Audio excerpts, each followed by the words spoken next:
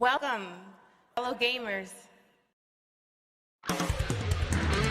It's time for Side Scrollers with me, Stuttering Craig. You decide when you lose, not other people. And Blabs. I like pickles. And co-hosted by our friends from around the internet. Today with Razorfist. They want to square that circle so airtight that there will be no contrary opinions whatsoever. And now, broadcasting from our homes, it's time for the #1 gaming and entertainment podcast on God's green earth. It's time for Side Scrollers. 5, 4, 3, 2, 1. Welcome on out to Side Scrollers on YouTube.com and Rumble.com and SideScrollers.locals.com. What is going on, everybody? Happy Tuesday. I'm Stuttering Craig. My, oh my, does the internet giveth, and does the internet taketh away? That is the theme of today's show as we're going deep into the Dr. Disrespect insanity that is happening. And we got our ears to the ground, at least Blabs does, because she's going to keep an eye on the Twitters. It's apparently some stuff's going to be dropping possibly during the show. Hello, Blabs. Good morning to you. Hi, my ears to the ground. There it is. Is that what it is? That's good. Oh, it's also just like a terrier. I wonder where that phrase came from. You think it was from dogs? Dogs don't put their ears to the ground. Yeah, I mean, they don't really. It's the nose. I don't know. Yeah. I don't get it. I'm going to Google it, but also, chat, I'm sorry I forgot the poll until the last minute. I've been reprimanded for all of 2 seconds. Once again, my audio coming out sounds really horrible. I don't know. I don't even understand. I'm over here trying to modify things. Oh, listen, we're going to get it fixed. There's going to be a day where we look back at these intros and things are going to be just fine. Maybe it's StreamYard. Maybe we're just trying to do things a little bit too advanced here on the show that StreamYards can't handle. But I don't know. We're not ready yet. I don't know if StreamYards is ready yet. But that said, if you guys would like to... We're not ready. StreamYard is a great program. Like, it's a phenomenal program. But with that said, I'm very excited to use Rumble Studio in the future when it works. Rumble Studio is ready to go. I provided them with a ton of feedback, by the way. And they're like, oh, we didn't know. So that worked out really well. Joining us today, it is Tuesday. As always, we have the wonderful man, Black, Grays, and Whites. It's Razorfist. Hello, buddy. I'm black now? What? That's right. Congrats! Canceled. That's right. How's everything going, man? Fantastic. I finally watched involuntarily a little bit of The Acolyte. Why? I know, right? I said involuntarily. But why involuntarily also? Right, exactly. I'm not saying it's slow, but like halfway through, I accidentally changed the channel to Canadian Parliament. Didn't even notice for like 20 minutes. Didn't even notice. What was that? What was that show back in the day that had what was his name? Corky? Was he? Life Goes On. Yeah, Life Goes On. Yes. Oh man, that show. I'll tell you what. That was what's it? 1989 to 1993 drama. A modern all-American family deals with the struggles of life and love in Midwestern suburbia. It should have been called So Your Son's a Retard. That's pretty much what the show was. What it was. Corky needs to figure out how to tie his shoe today. By the way, I've discovered what the ears to the ground origin means. Yes, please. The idiom keep an ear to the ground originates from the practice, particularly in the American West, of putting one ear to the ground to listen for the rumble of hooves. Okay. Yeah, so it's for horses or like, hunting, things like that. Interesting. Right. The buffaloes. A herd of wild hand coulters. Yeah. Well, how are you feeling after watching Acolyte? Did you get to episode 3? On a scale from 1 to comatose, I'm like a 25. Sounds good. I put on my glasses, and these are very. I can't even see you guys. That's how dark these things are. So you can't see this? Not.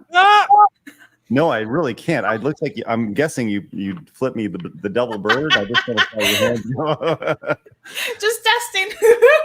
Sweetheart, there's Blabs for you. There she Don't is. actually mean it, but I just wanted to see if you could see it. Well, I need to go back in. Stone Cold Steve Blabs. That's right. going hard. Can you? Man, that'd be No, great. I don't actually mean it. Memers go crazy. Blab's There coming you go. down. What? What? Just going down, giving middle fingers and dropping that elbow. Drinking those beers. Blabs 316 says I just whooped your ass. Uh-oh. The Blabs 316 shirt. Maybe soon. We'll see. Well, look, we got a lot to talk about today. Razor, there is a hot new game that is potentially being made by Sony, which I can't wait to tell you about. It involves a non-white transgender knife thrower. Wow, what a wildly original. It's like an Apex player. Extremely specific. I've said this, dude, like the black non-binary quasi-handicapped gender / autistic spectrum protagonist is the new bald space marine. Right. 100%. It's just as dull. It's terrible. So I had this in the name of inclusivity. I had this idea for like a little meme game that I was kicking the tires and working with like a small indie dev on, and it was going to be called Unstoppable with an asterisk at the end of it, and you could play as your space marine guy, but then you could also play as somebody in a wheelchair, and then you could also play as like a blind guy, right? And every one of the people had some sort of something that would stop them along the way. For like, the wheelchair guy, it'd be like, you can't go up the stairs, right? For the blind guy, the screen would just be black and you couldn't progress because you couldn't see anything, right? And it was just meant to be like a little meme game, sell it for like $3 and just kind of laugh at it a little bit, but didn't quite work out. So, but would have been a funny thing. But just in the world of acceptance and diversity and all those things, we have now reached a possible. All the bullet points will be checked on this upcoming game, potentially from Sony. We're going to be digging into the Dr. DisRespect, as we said, Dr. DisRespect stuff. We're going to have Legal Mindset on the show a little bit later on. For those of you guys who know Legal Mindset, he's going to be waking up from the other side of the world to join us to talk about I think it's important to kind of talk about the legal aspect of all this stuff going on with Doc and everything. That's what I wonder with all this stuff is there it feels like there's more so like legal wranglings going on here a little bit. Like it smells like that to me, but I don't know. It's weird. There's a lot of stuff about this that does not pass the sniff test. There's so much here. Strange. Very strange. And hopefully during the show we get news on this, but I would like to let everybody know we are live once again over at Rumble at rumble.com/sidescrollers. Follow us over there as we're approaching 8,000 followers. We need to pass Flawed. Flawed has more than us. He was upset that we're approaching him. So let's just keep on growing. We also have an X account. You could have found out that Razor was going to be on the show. You can also watch the show over on X at x.com/sidescrollerpod. Find us over there. We also have an Instagram account, don't we, Blabs? We do used to follow some memes and clips on the show. Otherwise, I don't know. I got nothing, actually. No violence today. I don't know. I'll just be really disappointed in you and Flippy the Bird. Blabs, I challenge you every day. I'm already challenged. Use ChatGPT to help with your creativity. Like, what are some ways of violence that I can... Right. It's going to get clipped. What are some ways of violence? What is ChatGPT going to be doing? Like, quick, let me generate a photo of a woman with 6 fingers and 9 feet. Like, what? Use AI to help you get creative, Blab. Yeah. Listen. Follow us on Instagram because vote for me is a vote for boobs. There you go. I love it. We also have a Kick account. You've isolated a platform there, Blabs. That's right. She's on it. You can also listen to the show over on Apple Podcast and Spotify. And of course, find us over at sidescrollers.locals.com, the best place to support the show. Of course, if you are tuning in over on YouTube, it's your first time, do us a favor, hit the subscribe button, join the 85,727 normal men who just love video games and common sense and entertainment and stuff without all the propaganda and nonsense. And you know what? We praise things when there's none of that stuff. And they're like we saw Inside Out 2, like just destroying things, because guess what? It's just a really fun movie with nothing crazy in it. That's great. We love that. So we'll talk about it. And it's good. Do us a favor. If you think we're good, hit the thumbs up button as well. And let's get to 25 memberships today. But I'll tell you what, Blabs, I would be remiss if we have just a few. This is the last Tuesday of Pride Month, Blabs. The last Tuesday. Can you believe it? It has flown by this year. It has. Unreal. Actually, this entire year is just flying. So Yeah. I will say Probably this- because a drunk Southern chick talking about spitting on male genitalia completely derailed the month. it was great. We need the what twa ladies in the world. When- What twa? will Huck to a lady? Will she parlay this into a career? Like make a podcast or If something? she doesn't have a social media account themed on it, then she's missing the boat entirely. Yeah, she does have an Instagram, and last I checked, she was privated, and she was like, "Don't add me. I don't know you. This was just a joke, but yes, I am that girl." Yes. Hey, as Poor pointed out by thing. Daniel. Daniel points it out. Man, we're only 6 months from Christmas. That's Ah, crazy. Dad, you gotta start shopping already. Yes, cool. It's Half a insane. year. What do you? Yeah, but all the sales are now because all the prices are gonna be marked up for Christmas. This is like those 2009 was 82 years ago. Post Oh, Twitter, you know what I mean? It was. This is the worst. Anyways, but it is Pride Month, and we only have just a few more days to go. So I want to remind you guys to go pick up your American Pride t-shirt right now. Link is in the description. Once again, the best-selling shirt we've ever had. And I got to be honest, you guys love your American Pride. So go pick it up. I think if you pick it up by now, yeah, you'll definitely be able to get it by next week for July 4th. So go pick it up, American Pride shirt. And you can also pick up my daughter's shirt, the Let Us Skateboard shirt. You guys have really enjoyed those as well. Our top 2 designs we've ever had, Let Us Skateboard and the American Pride t-shirt. So thank you guys very much for that. We're off to a great start. As I said, we want to get to 25 memberships, and we're killing it right at the bat. Look at this. XM202, wow, with 10 gifted memberships. Razor, what color are we going with today, my friend? Ooh, gold, solid gold. Go. Okay, hold on. We're going. There's yellow and there's orange. So some Craig is people. colorblind. Oh yeah, yellow. Okay, all right, sounds good. Hey, listen, I just need to make What? sure. Well, some people say gold is kind of orangish. You know, Right, I don't know. I'm just saying. You know, hey, if you guys got Gold is gifted, gold. it's gold. If you guys got gifted a membership, make sure you guys say thank you very much. And XM, thank you very much for your wonderful generosity. I appreciate your flannel. It's good. Thank you very much for that. Also, GJJ came in as a member for 11 months. That's awesome. And Toxic Walt says Michael Jackson died 15 years ago today. Wow. The years grow wings and fly away. That is nuts. It's 15 years ago today. Holy moly. I think it's actually Michael Jackson was murdered 15 years ago today. Razor, do you think that's what happened? You think he was murdered?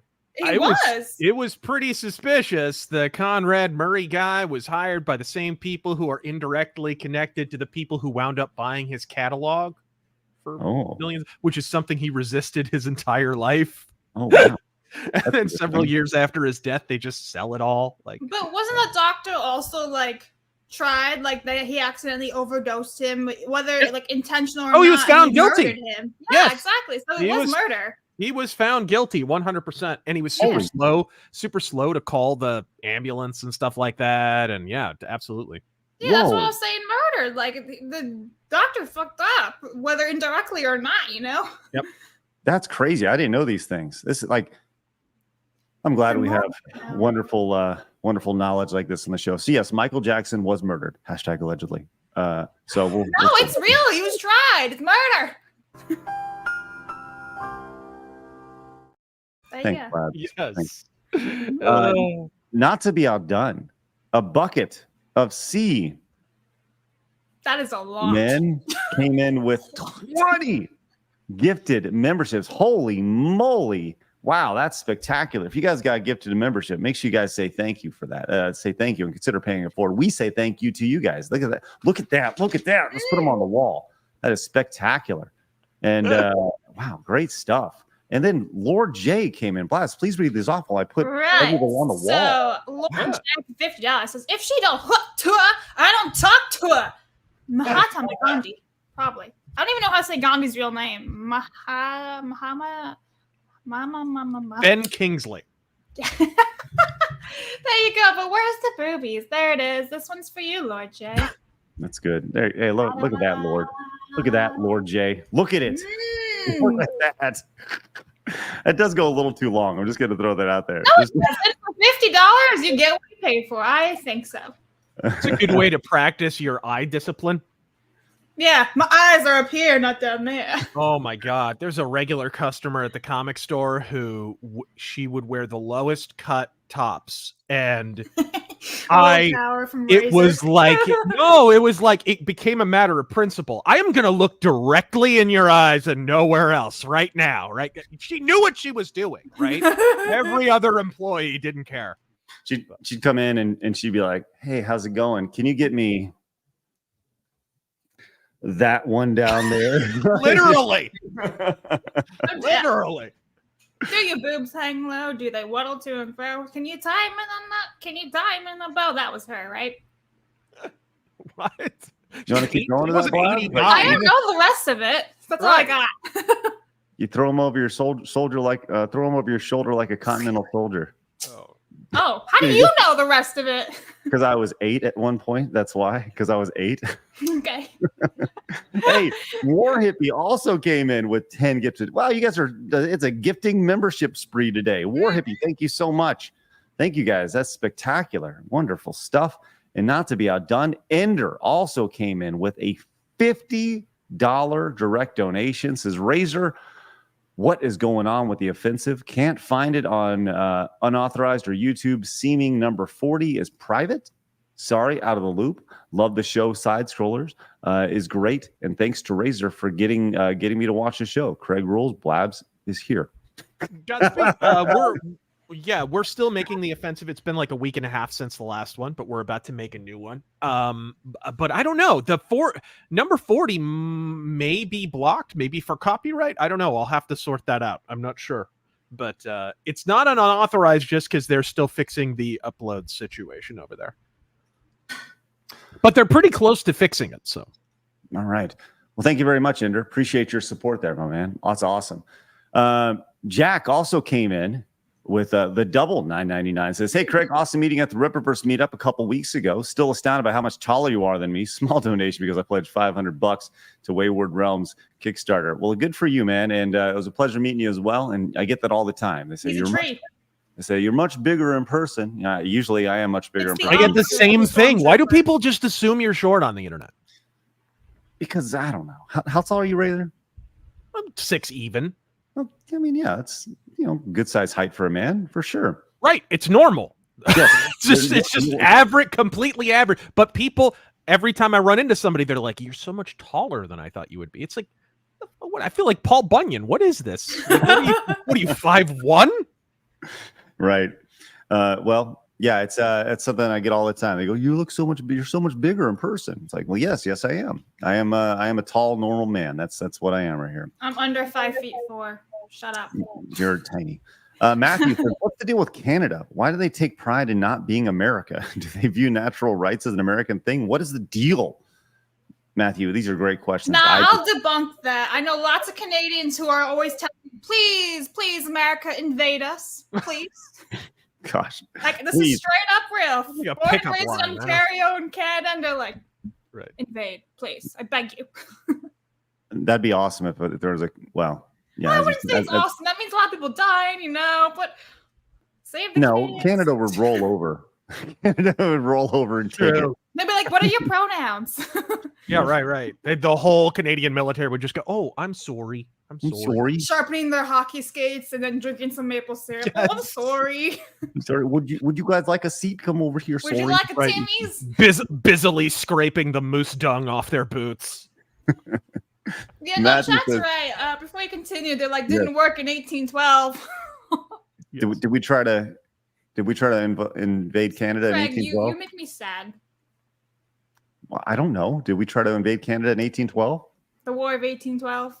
Yeah. Did we lose that war? I don't know. Anyway, go on. It's fine. It's fine. Listen, what I care about is that Mel Gibson is directing the unfinished Richard Donner script for Lethal Weapon 5. No, I didn't see that. Did you see that, Razor? No. Was he the lead villain's gonna be a female policeman? And that video was crazy. Yes, at the beginning, Mel Gibson will get pulled over for drunk driving, and then we just take it from there.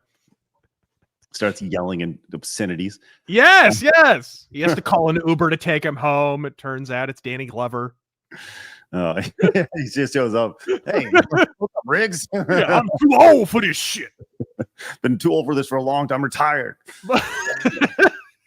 Some girl just puked in the back of my seat.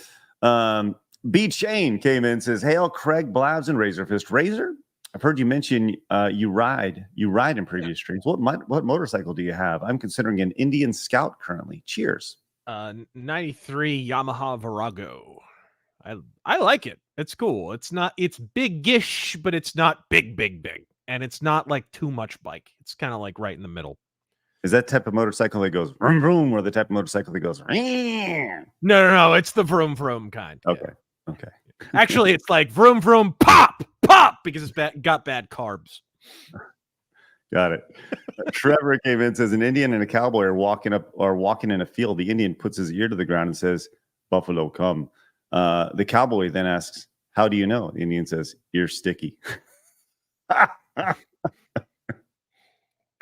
Thoughts on that, Blabs? That's nasty. Ew. Thanks, Trevor. Appreciate that. Did you just do the Paris Hilton? Yeah. What's that? Is that a meme I don't know about? No, it was like an SNL sketch. Listen, I'll be honest, I've never given Paris Hilton like any time in my day. It was one of those times when people pretended Jimmy Fallon was funny. Oh, so like early 2000s. Right. It was one of those. Yeah. For sure. Yeah. Then Black Metal Gamer came in and says, Razor, who is your pick for Black Metal Mount Rushmore?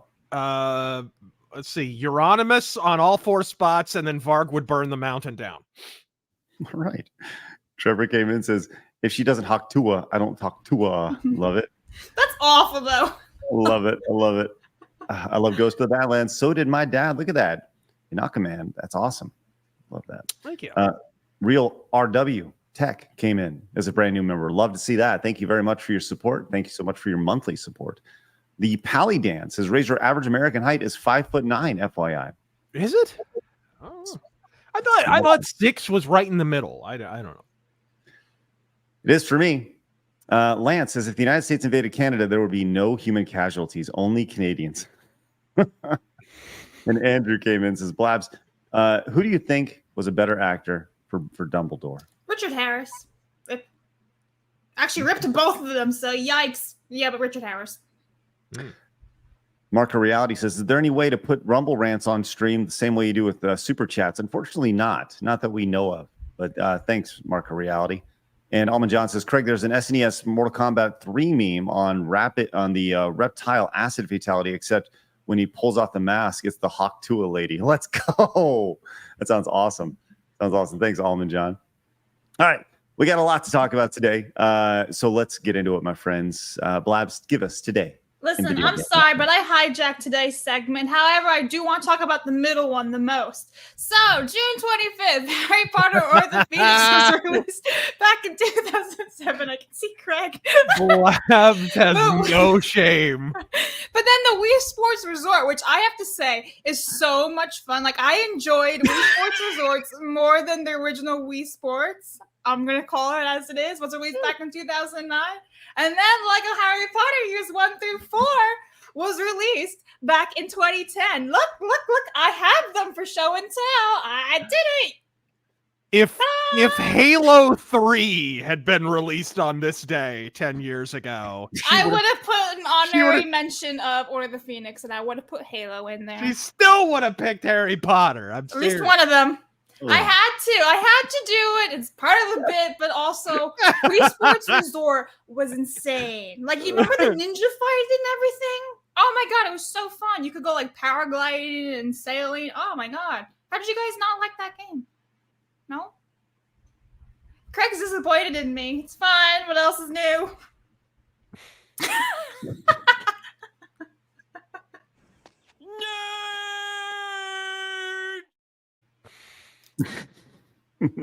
Thank you, Blabs. Appreciate that.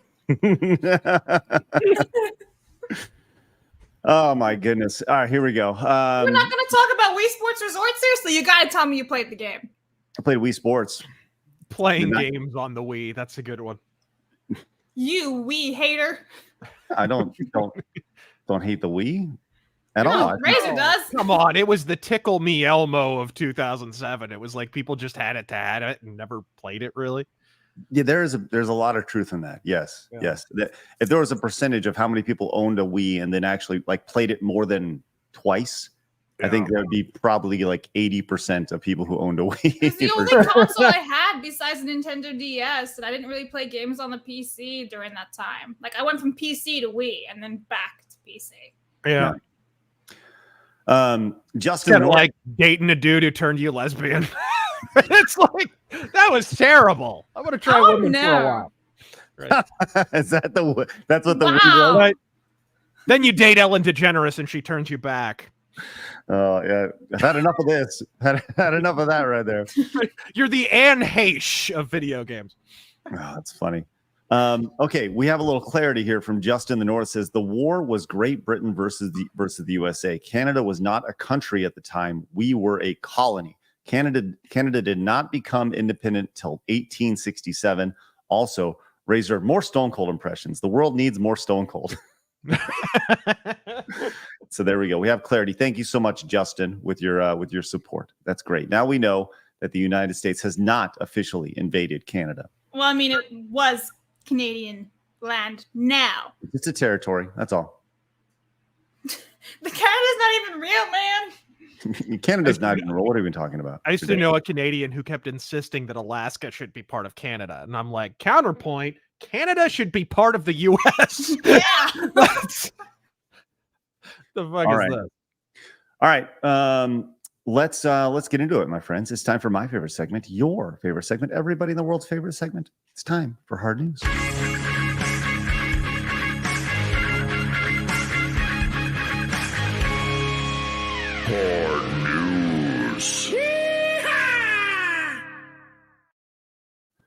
Okay.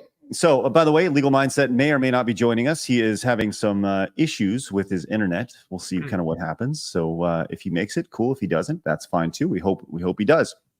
All right.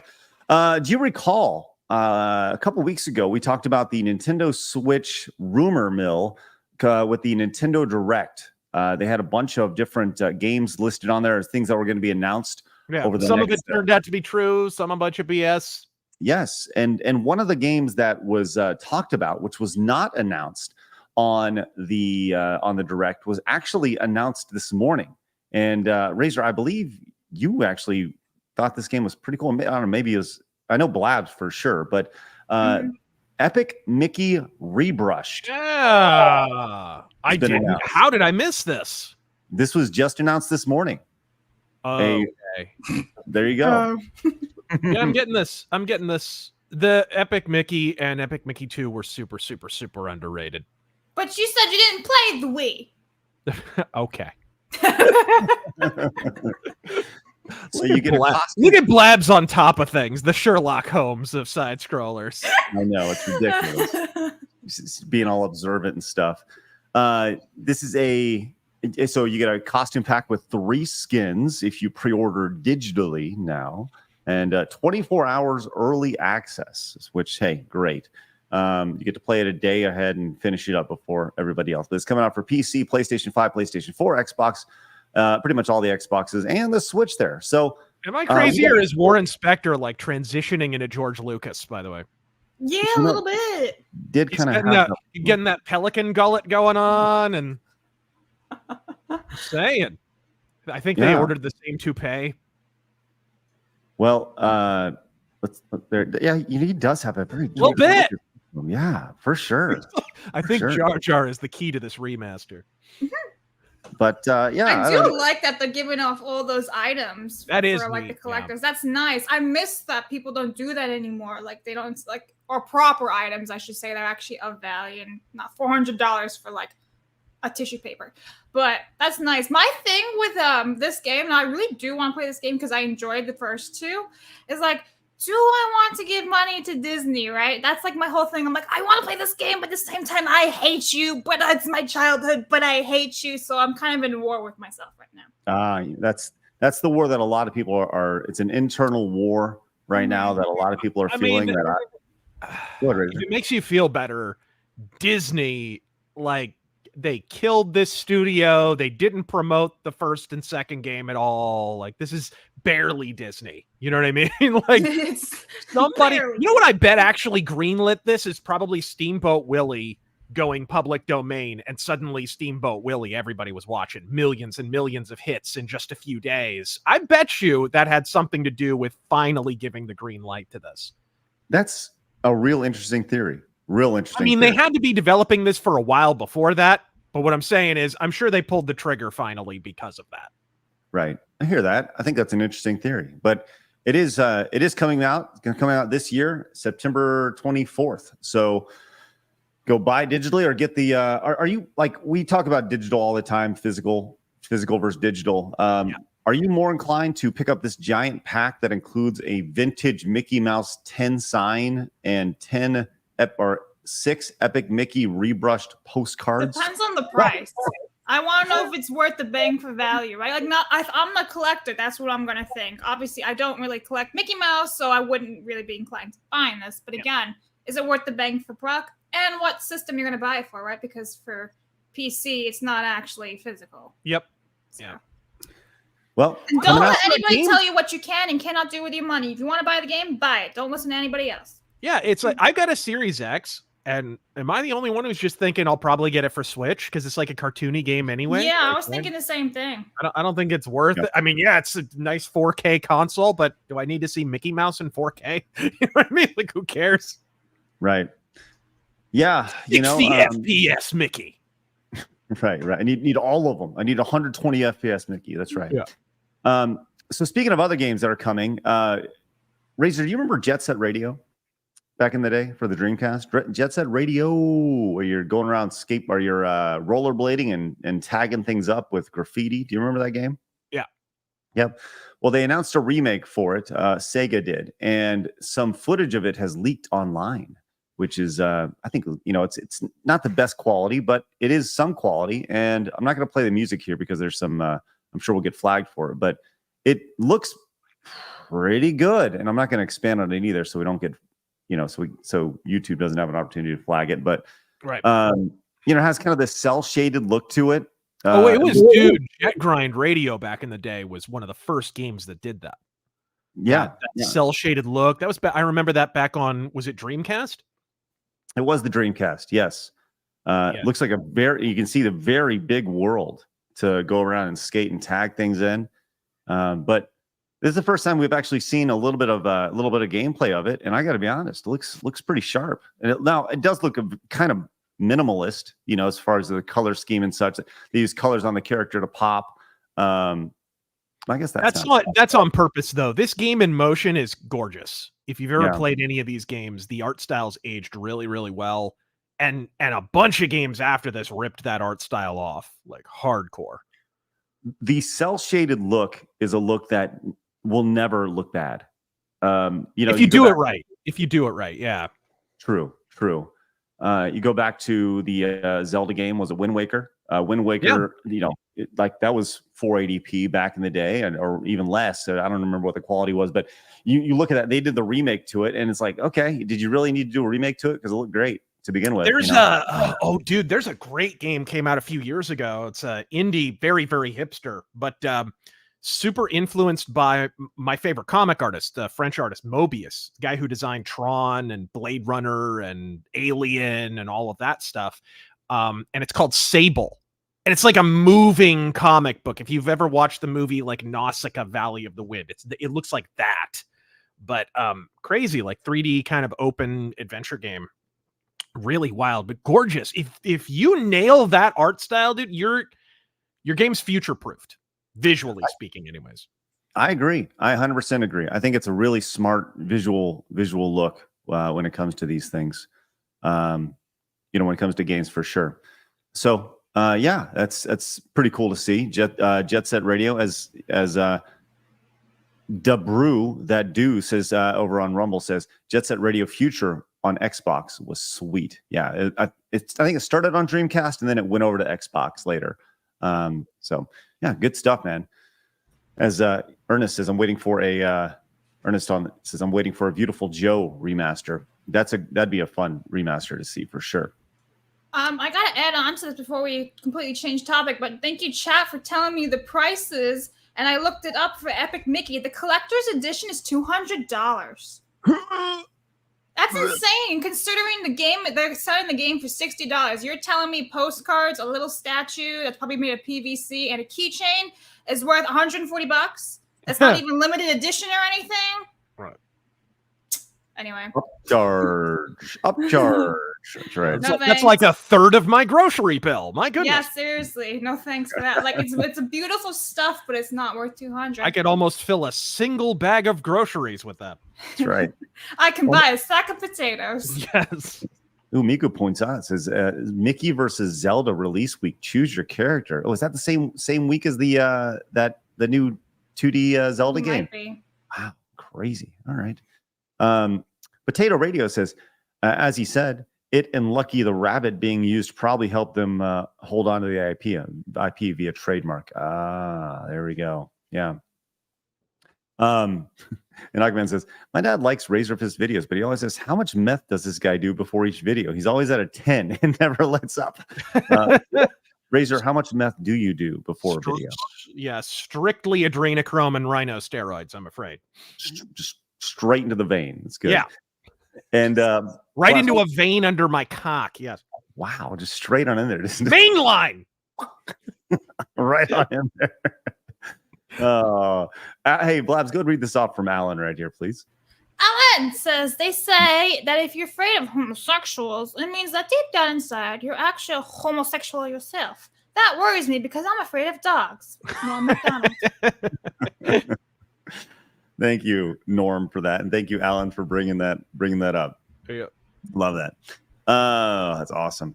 Master Gawa says, can you imagine how badly he'd be getting heckled right now with that Jerry Seinfeld bit? Right, man. Yeah, I saw if that. Jerry Seinfeld is getting heckled, what the hell would people be saying to Norm? Yes. Now he's bulletproof because he's dead. But if he was still alive, they'd be heckling him live. I mean, he got canceled right before he died. Remember that? For what? For the retard joke. Remember, he went on The View and apologized for it. And oh, yeah, it was cringe. Norm McDonald apologized? Yeah, I wasn't a big fan of it. I really wasn't, but he was dealing with cancer. I mean, I think he just didn't want the drama, honestly. Yeah. Just wanted to kind of die in peace. All right. Hey, speaking of bulletproof, we have the first look at the new Superman costume. Razor, did you see this? Unfortunately. It does kind of look like something you'd pick up at Spirit. It's pretty bad. Who got the bright idea to dress Clark Kent in a Cosby sweater? Yeah, it does kind of look like he looks fine. He has the look. Oh yeah, he looks totally fine. But what did they? Cost? Can we cool it with the piping on the superhero outfits? Like, it was neat, especially in comics when you could see like a seam or two. Oh, it made it look real or tactical. Like for 20 years ago, that was neat. But why does Superman's outfit have to look like a Tokyo subway map? Like there's just lines everywhere. What is this? You know what's really funny is that there was an ex-porn director who directed, the Marvel version, Miss Marvel, Captain Marvel porn stuff. Yeah, this guy, Alex. And he shat all over it because his costumes are so fantastic for a freaking porno that they can't even do it. DC can't do it better than the porn industry. Okay, go and read this off, Labs. So this is from Axel. He says, 1 year ago today, I made the choice to retire from the adult industry where I was known for, aside from the obvious, the pride I took in designing superhero costumes that often surpass their mainstream counterparts. Wow. See Captain Marvel. Today, I wish I had stayed long enough to show at James Gunn and the folk at DC Official how to make an awesome Superman costume instead of this floppy mess. Now, if you actually click on Axel's I thought his job was making floppy messes. That's true. You can actually see the Captain Marvel costume on Alex's main bio, Craig. If you click on it, it'll take you there. And it'll should I be clicking on a form? Yeah, it's fine. It's fine. It's clear. You're good to go. But see what I'm saying? Her outfit is better than Disney. Right. Wow. Okay. Does he have one for Superman though? That's the question. That's a good question. Who knows? Yeah. All right. Well, that's funny. It's funny. Yeah, And my favorite bit of James Gunn lore, by the way, is that Lemmy from Motorhead was in a movie that he wrote, Tromeo and Juliet. It's a trauma movie. Tromeo and Juliet. And Lemmy was the narrator. And James Gunn kept handing him copy, like, read this, to be the narrator. And Lemmy was just like, what is this? Like, what am I reading? This is crap. He hates it, but till the day he died, he hated James Gunn's guts. And James Gunn came up to him after in the Rainbow, tried to like mend fences. He told him he hated his guts. Like, it's my favorite bit of James Gunn lore. He was like Lemmy's arch nemesis. It's great. Lemmy hated him. My favorite James Gunn lore is saying all those weird tweets and then getting rehired by Disney. Yeah, Lemmy. But the rules wouldn't apply to other people, though. Yeah. Lemmy apparently just invented his own dialogue because he hated it so much. That's hilarious. You talk about this. This is very baggy. When you look around his stomach, like it's extremely baggy. This does not look. He needs a bra for his tits. Do you see that? Right. He needs a bro or a man's ear. So there's a couple things though. Like somebody in chat said that it's not done, that SFX is going to touch over it, which is entirely possible, right? Nowadays, everything is brushed over. But also maybe he's doing some type of stunt or whatever, that he's going to be attached to a harness or whatever, and so it has to be maybe baggy. I don't know. It could be a possibility. It still looks like shit, don't get me wrong. I'm just trying to see. Maybe there's a reason for his outfit looking the way it does in that scene. That's bad. He doesn't look bad at all, but he looks like he could be a great Superman, but that outfit is ass. Maybe it's inflatable. Maybe. All right. We have an update on a story that has been constantly going. It's been a reoccurring story on the show. And listen, if you want hardcore journalism, you're going to find it here on the channel. And if you want hardcore JK Rowling news, JK Rowling news, Labs is going to deliver it here, as we have an update on the JK Rowling play. Turf cunt. Yes. That was the original title of the play, Turf Cunt. Well, now apparently they're going to axe the play because they can't find people to hire to play J.K. Rowling, and they're just going to axe it entirely from existence, which I think is hilarious.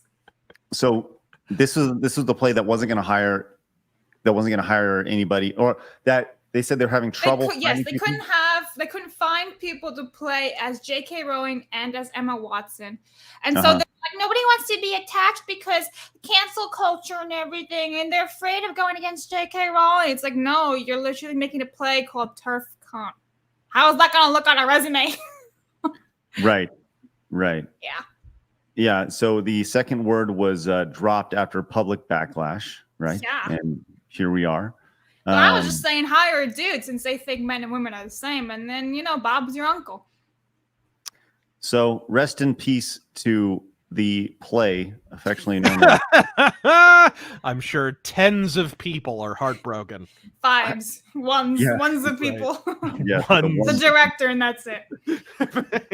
There we go. Yeah. All right. Rachel, let's move on to some really important news. I teased this earlier, and I can't wait to hear your reaction to this. So there's a rumor going around. We're going to go to Bounding Into Comics for this story. And I just feel like the headline here tells you everything you need to know about today's video game industry. PlayStation Studios seeking non-white transgender actor to lead new game. Story will focus on, quote, how their culture does not accept women as leaders in their community.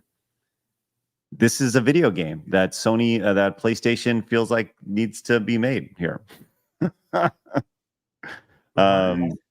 What? Yes. Look at Razor. Are they giving away the plot of the game? Is that what?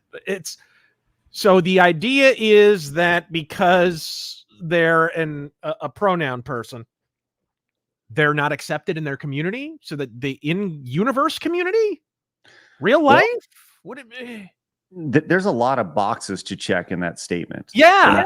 And I feel like including knife thrower or knife expert, which I think that's the hardest thing to find when it comes to the whole thing. Like the idea that, yes, we can find somebody who is a non-white transgender actor, but the problem is finding one of those that is a knife expert.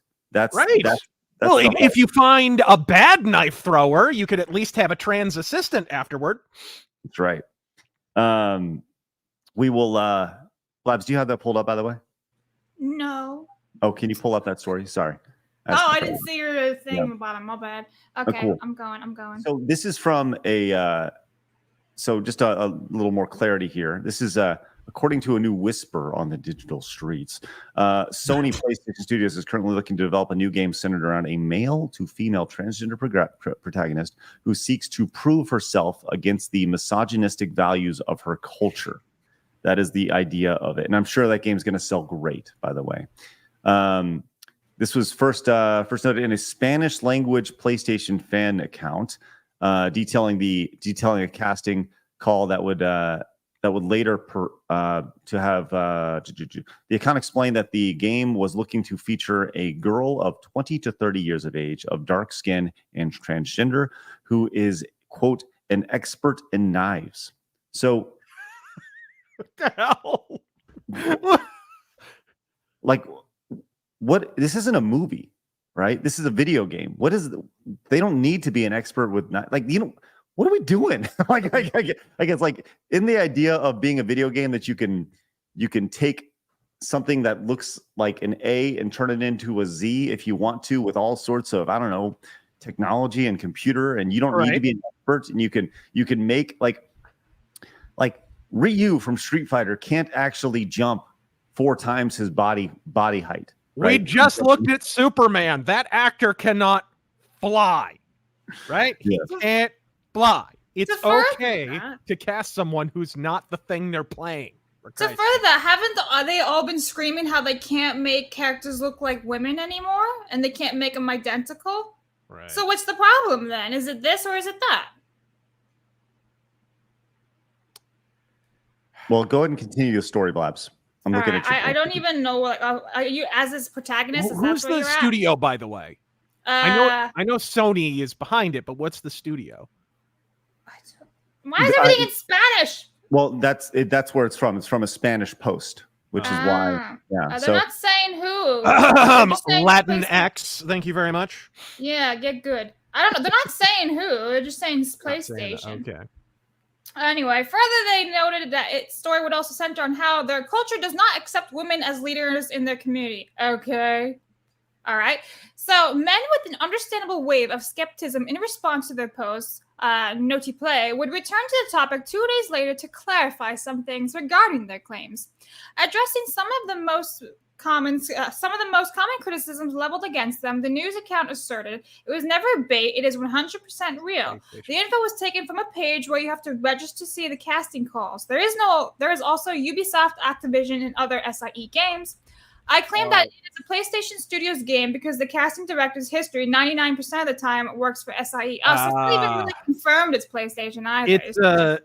It's some first party like Sony Santa Monica. It's one of those guys. It's one of those guys.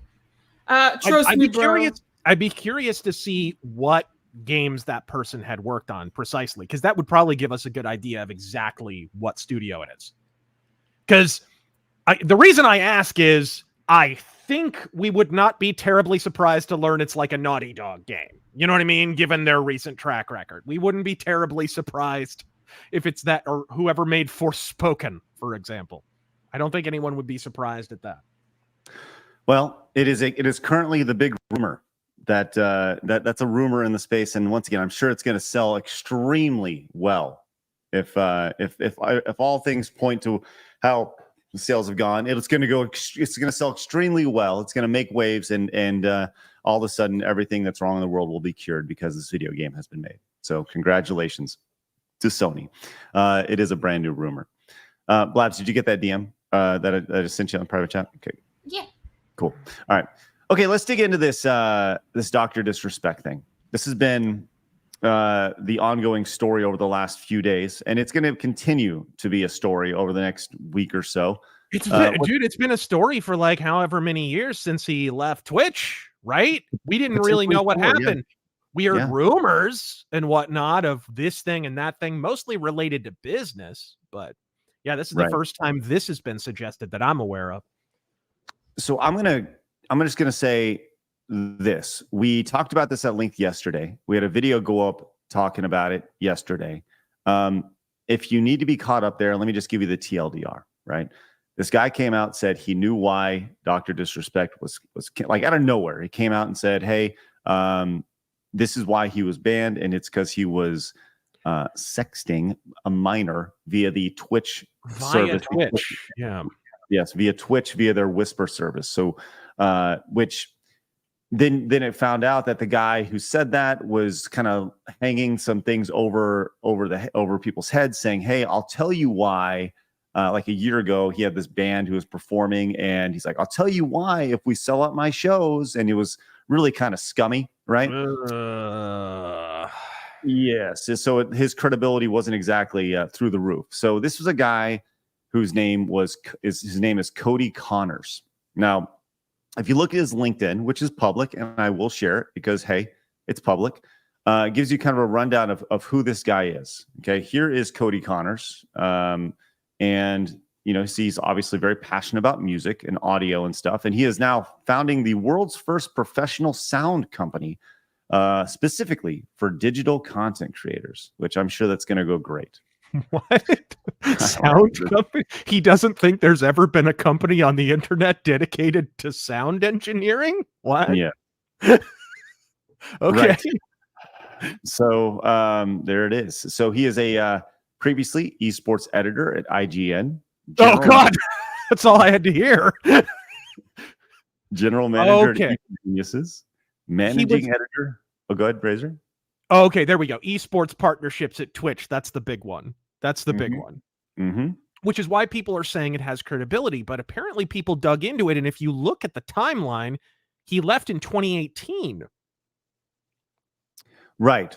You're right. Well, okay. So he left in June 2023. Right. Okay.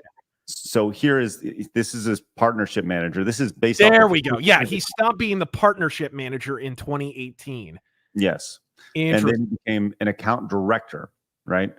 So if you look at more information, says, and this is his words, this is not like an autofill thing.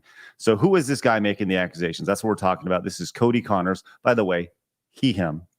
It's very important that we let you know that.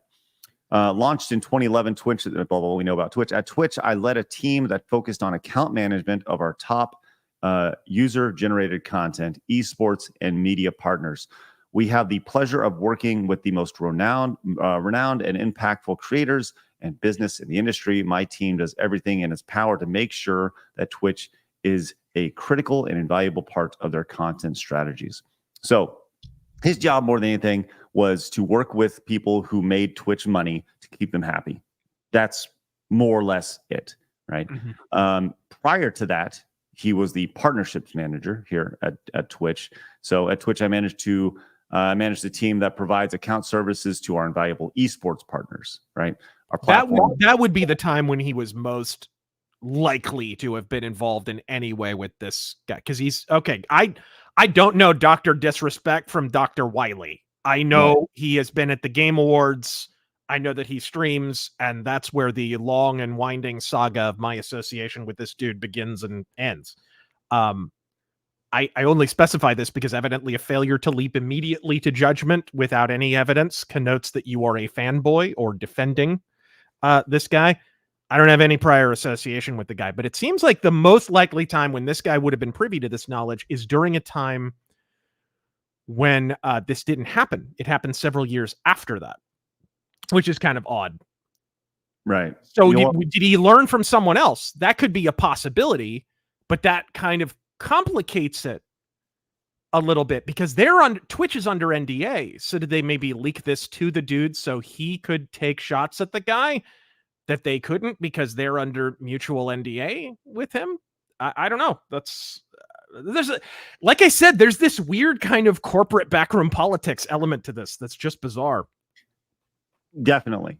There's a lot of legal aspect to this. And by the way, I am trying to bring in legal mindset. Like I said, he's having some internet issues. I'd love to hear that, because Yeah. the big thing that people are saying is, why isn't he suing this guy for defamation? And it's like, well, if he's under an NDA, like Twitch is bound by the NDA, he's bound by the NDA, this guy isn't. If he sues him for defamation, he has to prove that he's been defamed. So in order to do that, would he have to present evidence that's technically privileged to the NDA? So he can't sue him for defamation? That's why I'd love to hear this guy give his take, because I'm not sure if that would even qualify. But this whole situation is just so bizarre. Ever since he left Twitch, it's been bizarre. Yes. What's up, Labs? I said it's very confusing, very convoluted. Like everything is like entwined. It's like, oh, if he does this, then he can't do that. And it's a bit of a headache, in all honesty. And there has been nothing announced yet on Twitter. Okay. Well, like I said, this is ongoing, and let's go continue through the timeline of this, because after our show yesterday, the game studio which Guy Beam, aka Dr. DisRespect, helped co-found, called Midnight Society, they have put out a public statement saying that they terminated their relationship with him. And here was the statement that they put out. It says, on Friday evening, we became aware of an allegation against one of our co-founders, Guy Beam, aka Dr. DisRespect. We assumed his innocence and began speaking with parties involved. And in order to maintain our principles and standards as a studio and individuals, we needed to act. For this reason, we are terminating our relationship with Guy Beam immediately. While these facts are difficult to hear and even more difficult to accept, it is our duty to act with dignity on behalf of all individuals involved, especially the 55 developers and families we have employed along with our community of players. Which leads the question, what fact? What did they see? That's the thing. Like, can you call, if they're just reacting to that guy's tweet, that's an allegation, not a fact. So I don't know. They don't also indicate here that they were privy to information that everyone wasn't, which is interesting. Right. And, so did they just react to that guy's tweet? Well, I don't know. If they did, that's bullshit. Like, that's complete nonsense. If they were privy to private information, yeah. I wonder maybe if they were, and they can't divulge that again because of the NDA. Who knows? Well, there's once again, there's a lot of layers to this, right? And but let's go to the head of the studio, Robert Bowling, used to work with Call of Duty. I've known Robert for 15 years. Now, I'm not going to say I'm like friends with him, but we've had many conversations, but I haven't talked to him in probably a decade, right? Robert has, I think he's always been a pretty cool dude, right? But he's like the head guy for the studio, right? Midnight Society. And he said, don't twist my words. I'm very articulate. The specific allegations is news to me and warranted new questions, which I'm asking. I don't give an F if you're offended by me asking questions when new details are provided to me. I don't need anyone, quote, fixing anything. And this guy responded, says, there aren't any new details. You're trying to play nice with the cancel mob, and it's honestly pathetic. You think you're a savvy businessman catering to all sides, when in reality, you're being a two-faced bitch. He followed up with, says, I'm literally not catering to any side. That's what's upsetting you. Pro-doc people want me to blindly side with them. Anti-doc people want me to blindly outcast him. I'm doing neither. I'm talking to him personally and collecting all valuable information to make an act on it. So it's clear that, like, just based off that interaction, they have information that the public doesn't have, right? But when you have a statement that says, with these facts, right? With these facts, while these facts are difficult to hear, yeah, but which nobody else has what heard. Facts? Exactly. I mean, put it this way. And here's a story that's related to you in some way. You know this guy. There was more evidence in terms of screenshots and whatnot about Pro Jared than this. We have been given nothing. And that turned out to be BS, right? He had receipts. He dropped the ether on it. He hasn't been bothered with it again. Doesn't stop people from making fun of him over it, which is the sad fact of this. Even if he gets past it, if it turns out not to be true, even if he gets past it, the internet never forgets, and they'll still be haranguing him about it, right? It doesn't matter if it's true or not, right? That's the thing. So, like, where's the evidence? Is it just bound by the NDA is what I wonder. right? They can't divulge it because maybe it's privileged information from Twitch, and Twitch cannot release that because of the NDA. Never sign an NDA, by the way. Never sign. No. I mean, if you're going to sign an NDA, it better be for something innocuous, like completely innocuous. It better not be for, hey, Vince McMahon paying off women. Don't do that. Don't do that.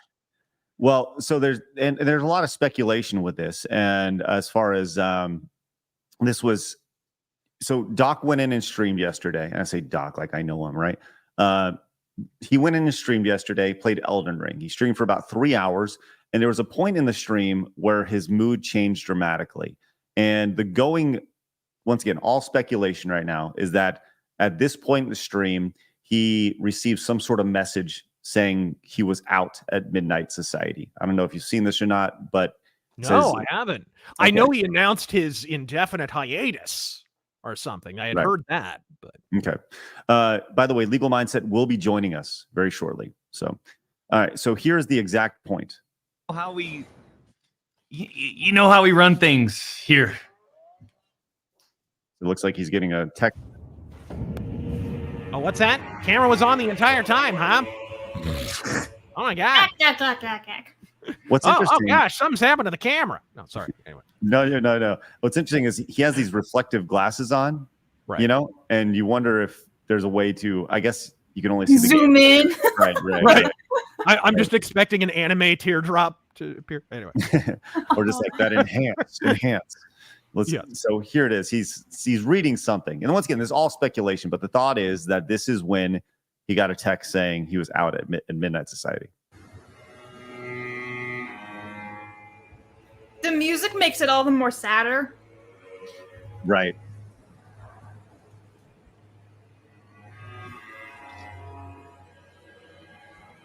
Clearly digesting.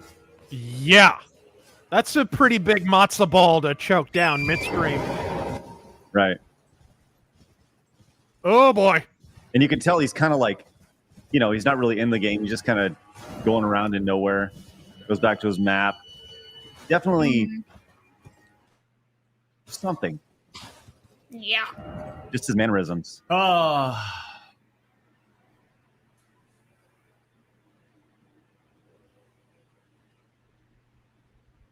So there you go. That's it? Oh, well, that's it. part one. That's the first part where you sees the phone and all that, but then he actually goes on, and I'm sure Craig will follow up. Oh, right. Yeah. I had heard that he had announced his indefinite hiatus. Yes. So that's yes. I mean, you think he just knows this is going to all end in litigation. He's going to spend months in court, and I mean, I don't know. He won't have time for this, is what I'm saying. Right.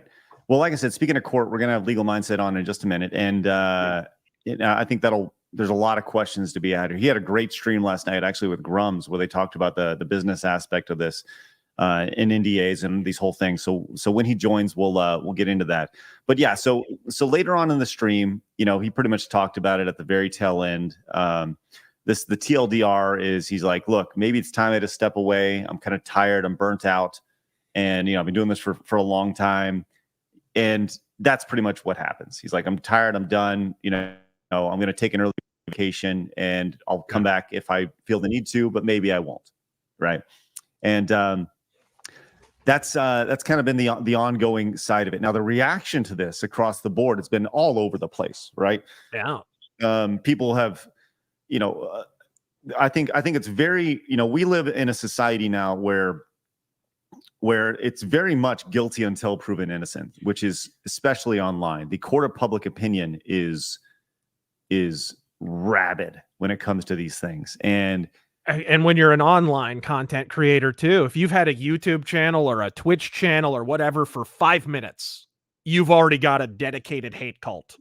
Like that's just how it works for everyone, right? So, yes. And that's kind of a phenomenon peculiar to the internet a little bit. Although, I don't know, there's public figures. Mother Teresa has a dedicated hate cult. Let's put it that way, right? Right. So, right. 100%. But as we continue on, you see the response. Now, Blabs, you are not a fan of Nadia. Fuck that woman. All right. Metaphorically speaking. How do we know Nadia? So Nadia is the COD cheater She literally looks up at the screen and she cheats her way through. And then she does tournaments, and then she'll be using someone else's PC, not hers. And she'll be like, it's broken. I can't play. Because she'll be absolutely horrific because she's hacking. But she can't hack in a tournament. That's not her PC. It's hilarious. Anyway, this woman blocked me 2 years ago, so she can't sue me anyway. So she came out and says, I don't understand why this is even controversial.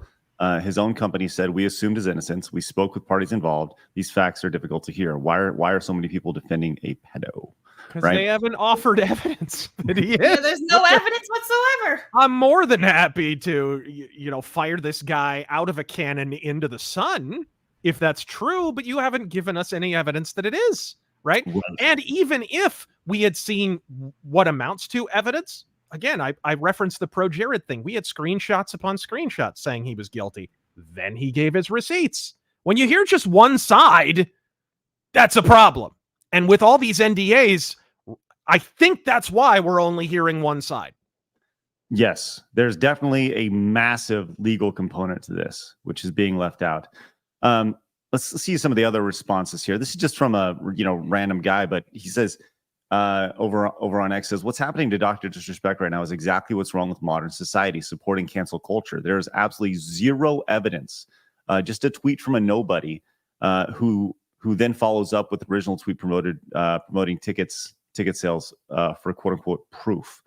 And this guy comes over and says, I think you're failing to realize that it's not social media that is canceling him. Twitch and Midnight Society did their own investigating and deemed it worthy to not only drop him, but prevent him from being on their streams. He's not exactly defending himself either, which, Doc's responses have not been good. But, like the idea of he could have said, no, I definitely did not do this. This is 100% not something that I did. But there was some legal jargon in his responses, which does not look sharp at all. Because legal jargon. What did he say? Blabs, because I didn't hear that. Yeah, if you can find Doc's response to that, Blabs, that'd be great. His initial responses.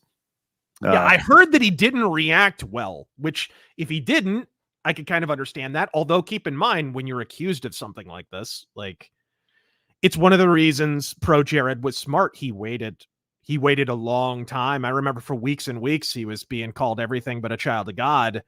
But what he was doing was on the sly. He was putting together his receipts and he was putting together his case and getting ready to drop a nuke on the internet. So that's usually the smartest thing to do. I hold with the Walt Whitman quote, right? The best answer to false accusers is silence and sufferance and honest deeds set against dishonest words. And then when the time is right, you refute it if you can. Alongside that, I found this and I thought this was hilarious.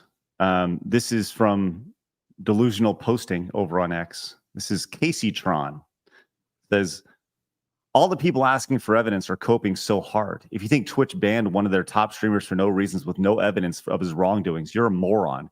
Leave it to the gamer bros always yapping about protecting children to defend a pedophile. And this person says, what is the evidence? Where's the evidence, you pedophile? And then they respond with, you're calling me a pedophile with no evidence, which is like, hello, pot calling the kettle black. It's just hilarious. It's great stuff. All right. So there's a lot of layers to this, and we haven't even got into the journalistic side of things. But man, we are joined by someone who could talk about the legal aspect of this. Joining the show right now for the first time from the other side of the world, our friend, Legal Mindset. How are you? Hey, everybody. Yeah, I'm just on time to hear people committing defamation. It's exactly the right thing. That's what we do here. Yeah, just talking about defamation. No, but hey, Craig, thank you for inviting me on. My apologies. It's monsoon season over here where I'm at in Southeast Asia, so I was having a little bit of internet trouble. But it's great to be on, and thanks for letting me join. Yeah, man. Hey, props to a phenomenal streamer last night with Grums. It was great. You guys killed it. It's weird how you can have a respectful disagreement with somebody and then talk it out. And I know it's weird. And then find out you mostly agree with each other on everything. It's really weird how that happens. I know that Twitter makes it such that it's very combative. But, when you get somebody on stream, particularly one-on-one off of a big huge panel where it kind of incentivizes combat. We actually ended up having a great conversation, and I did not know that he had a legal background in terms of going to law school. So we ended up coming up with some issue spotting, some causes of action, which looked really good for the Doctor and bad for Midnight Society. So it was really interesting to talk through that live. Okay. All right. I kind of want to dig into that a little bit for sure. Now, some of the responses to this today, you've seen a lot of other top streamers responding to this, including Ninja. Ninja came out with a quick, about 3-minute response this morning. And I just wanted to play a few seconds of this. I don't know if you guys have seen this response, but he's going out of his way to try to appease everybody while pretty much appeasing nobody here. But have you guys seen this yet from Ninja? No. I saw it being clipped and I saw like little quotes from it, but no. Go ahead. All right, let's go play this here and we'll get you all's thoughts. I just want to touch on some things lately, guys. Obviously, there's been a lot of like drama that's been going on, not involving me, but you guys know what I'm talking about. And I just got 2 things to say, and then we're just gonna move on and keep playing Fortnite. All right, number 1, anything involving a minor at all, no matter what it is, like is not okay. It's messed up and it's illegal, and it's pretty simple. So especially if you, all right, I'm not gonna get too much into detail about that, but like, come on, it's a no-brainer, right? That's number 1. And number 2, with the whole doc situation and just what's been released these last 2 days, like, here's what I'll point out for now, and that is, if you guys don't know, Midnight Society, which is the game that Doc helped build, right, and create, and he was a part of the company, did their own investigative research behind the scenes, right, and found enough evidence to let him go. Is that factual? Because that's not really what their tweet said. It's not at all factual. And once again, this is the issue with people running on tweets, right? Running on, oh, well, tweets are evidence, bro, because one guy who's been grifting off of Dr. DisRespect tweeted something out. And if you look at their actual tweet, literally within the tweet, it is internally contradictive. It cannot be true. The actual tweet, there's no way that what Midnight Society can be true, that they talked to everybody, that they did an investigation. It's not possible for it to be true. And it's also not possible for there to be actual evidence at least in a legal sense, but certainly not something that I would make a statement on. And I've said this on my stream, and I said this before, they certainly did not talk to a lawyer before putting out that tweet. No. That was something that, some weirdos in California put out because they felt like they needed to respond to other weirdo journalists in their sphere. And if you want to look no further, you can look at their CEO and how he's been responding and replying to tweets. And he's responding to fucking nobodies on Twitter, people that have almost no followers. He's feeling the need to respond to them. And that's part of this culture that really leads these companies down a dying path, because now they have opened their a-holes wide to not just defamation, but there's possible shareholder lawsuits. There's all sorts of stuff that can come just from them making that statement. Now, they could have terminated, and this is something I had a little bit of a conversation on. They could have terminated his contract quietly. They could have done this very quietly, and it wouldn't have been a problem. But because they needed to virtue signal and send out the text message, the Twitter post, that opened themselves up to liability. Right. And that's what really gets me, that activates me right there. Is just seeing people post stuff and clearly do it in a reckless way. So that's more or less what Ninja's message is. It's like, hey, they did their investigation. What more do you need? Right. That's pretty much the thought. Now, this is actually kind of breaking just now. It continues to go as Turtle Beach has ended their partnership with Dr. DisRespect following the allegations from his ban. I saw something else too. Somebody else had severed their relationship just last night or something. I forget who it was, some sponsor or something. Well, and as pointed out, let me guess, did Turtle Beach do their quote own investigation, right?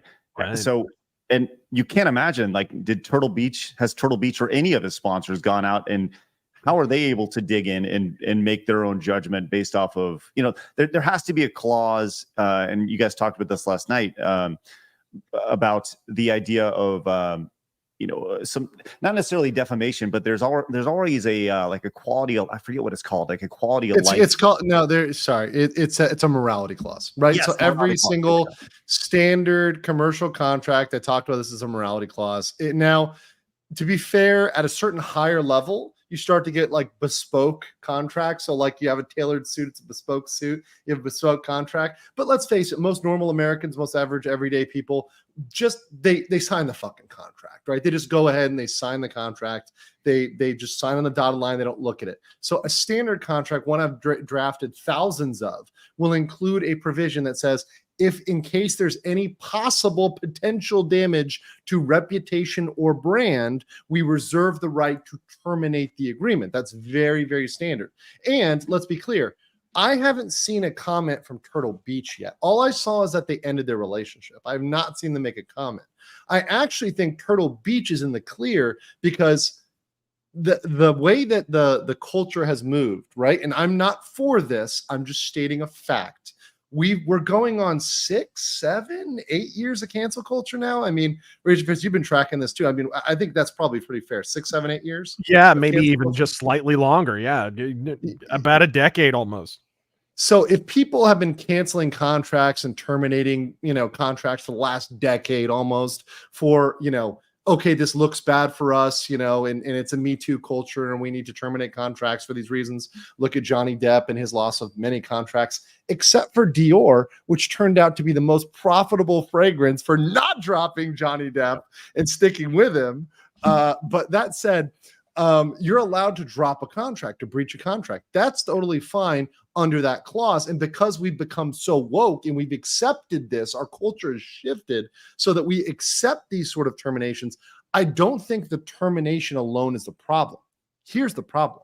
When you state things as facts and you make statements that and you don't fucking know, there's no way to, and sorry, I worked up about this, but this is like, there's no way they know, because there's definitely 100% an NDA, a non-disclosure agreement between Twitch and between Dr. DisRespect. Yeah. And this employee, who, by the way, has been grifting off of this for the past 2-3 years almost, right? Trying to sell concert tickets, based on leaking this information.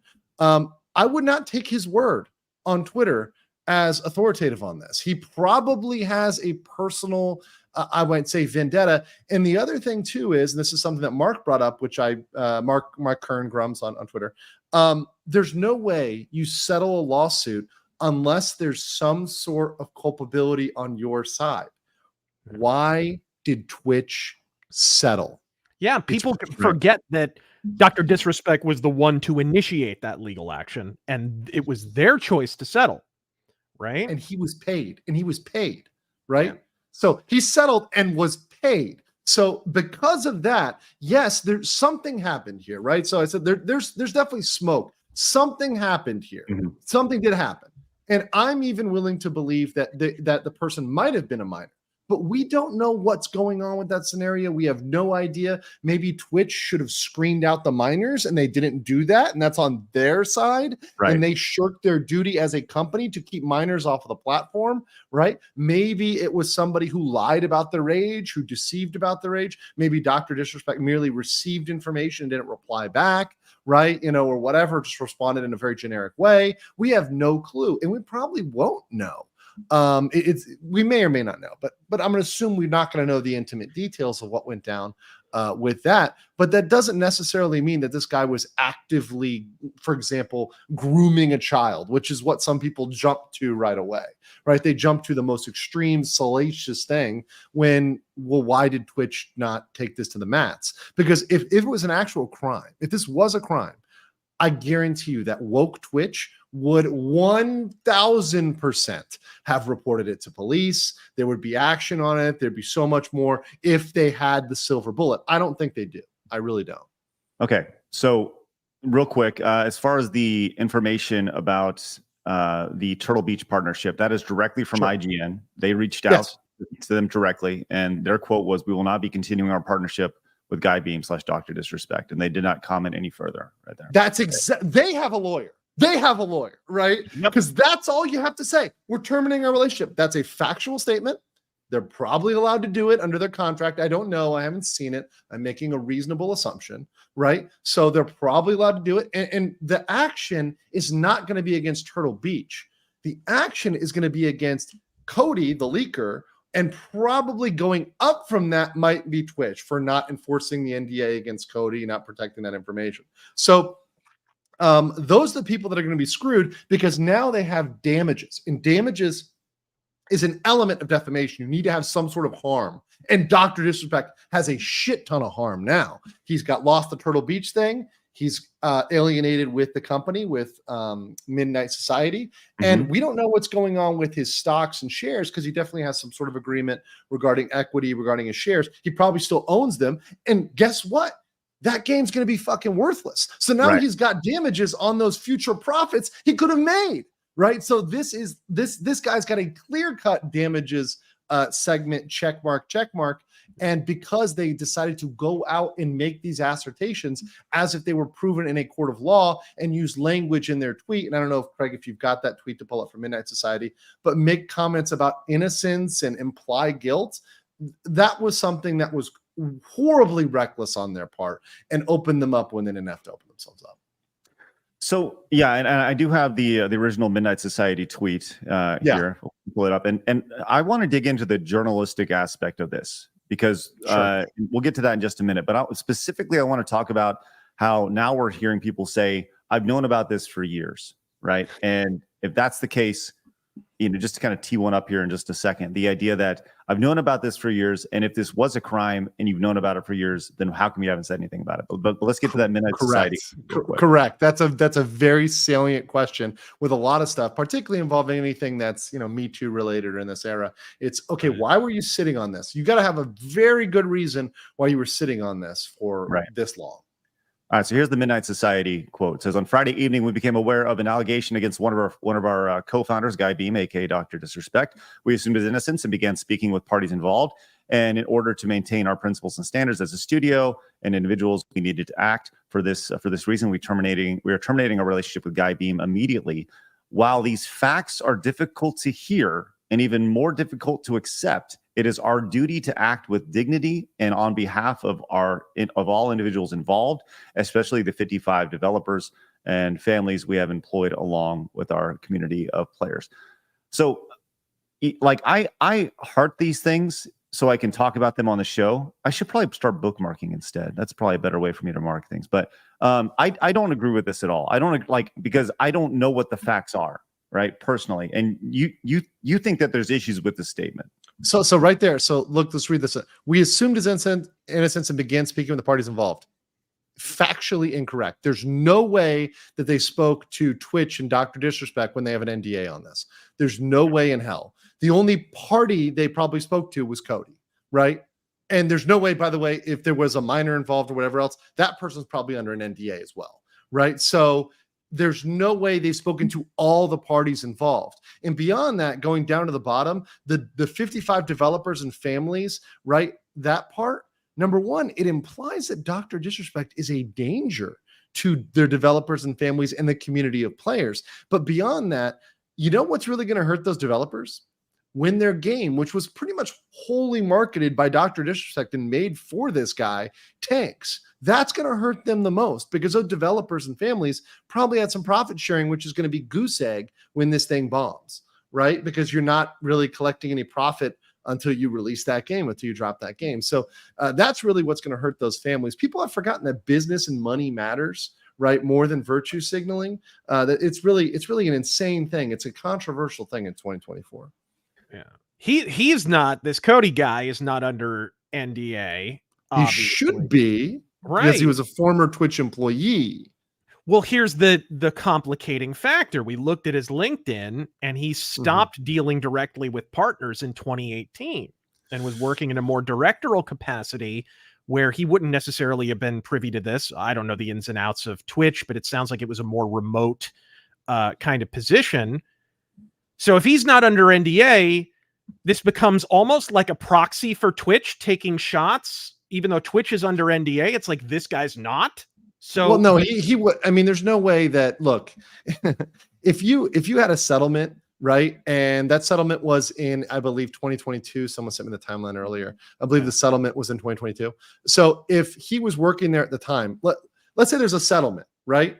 And at the time of the settlement, right, you're trying to claim that certain employees aren't under NDA. Well, then you can just wipe your ass with the NDA. What is the NDA worth if your employees aren't subject to it, right? It's not worth anything, right, at all. It's a worthless NDA if you can't actually enforce that. So if that's the case, raise your fist, then they've got a claim against Twitch for not properly putting employees under the constraints to enforce that settlement, because Twitch promised to enforce. Their side is, we will enforce this against our employees, against our agents, against people with knowledge that are under our control. They had the control and the possibility to regulate Cody. If they fucked up with that, that's going to be the deep pockets. And the order of operation is sue Cody first, get a judgment. He's the weakest person. They can get a judgment. And then once they've got that, go hit Twitch. They've got the deeper pockets. Right. And so, you've got he would essentially settlement. consider the NDA null and void, because I was asking earlier, and this is the most peculiar element of it, is if he sues, does he have to divulge information that's privileged via the NDA? Does that constitute a violation, or is that sort of inured by the fact that it's a court proceeding?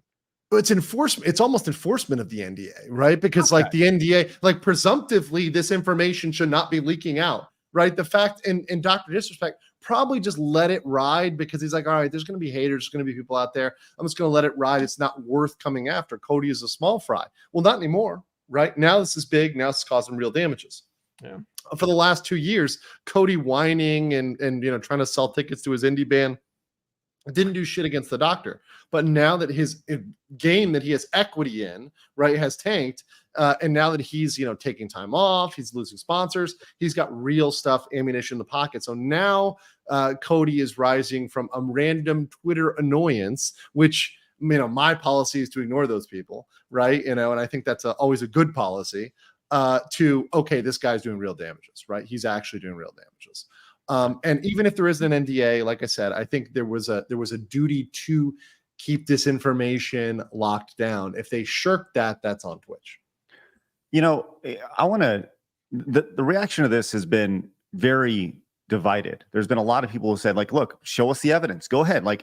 And I think the general thought is, for those saying that, is like, if he did something bad, cool, wood chipper, throw him right in, right?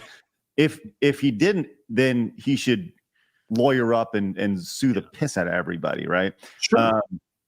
Now, before you joined, we were talking about this tweet from like Casey Tron, right? And God, okay, yeah. Like, this person says, all you people asking for evidence are coping so hard.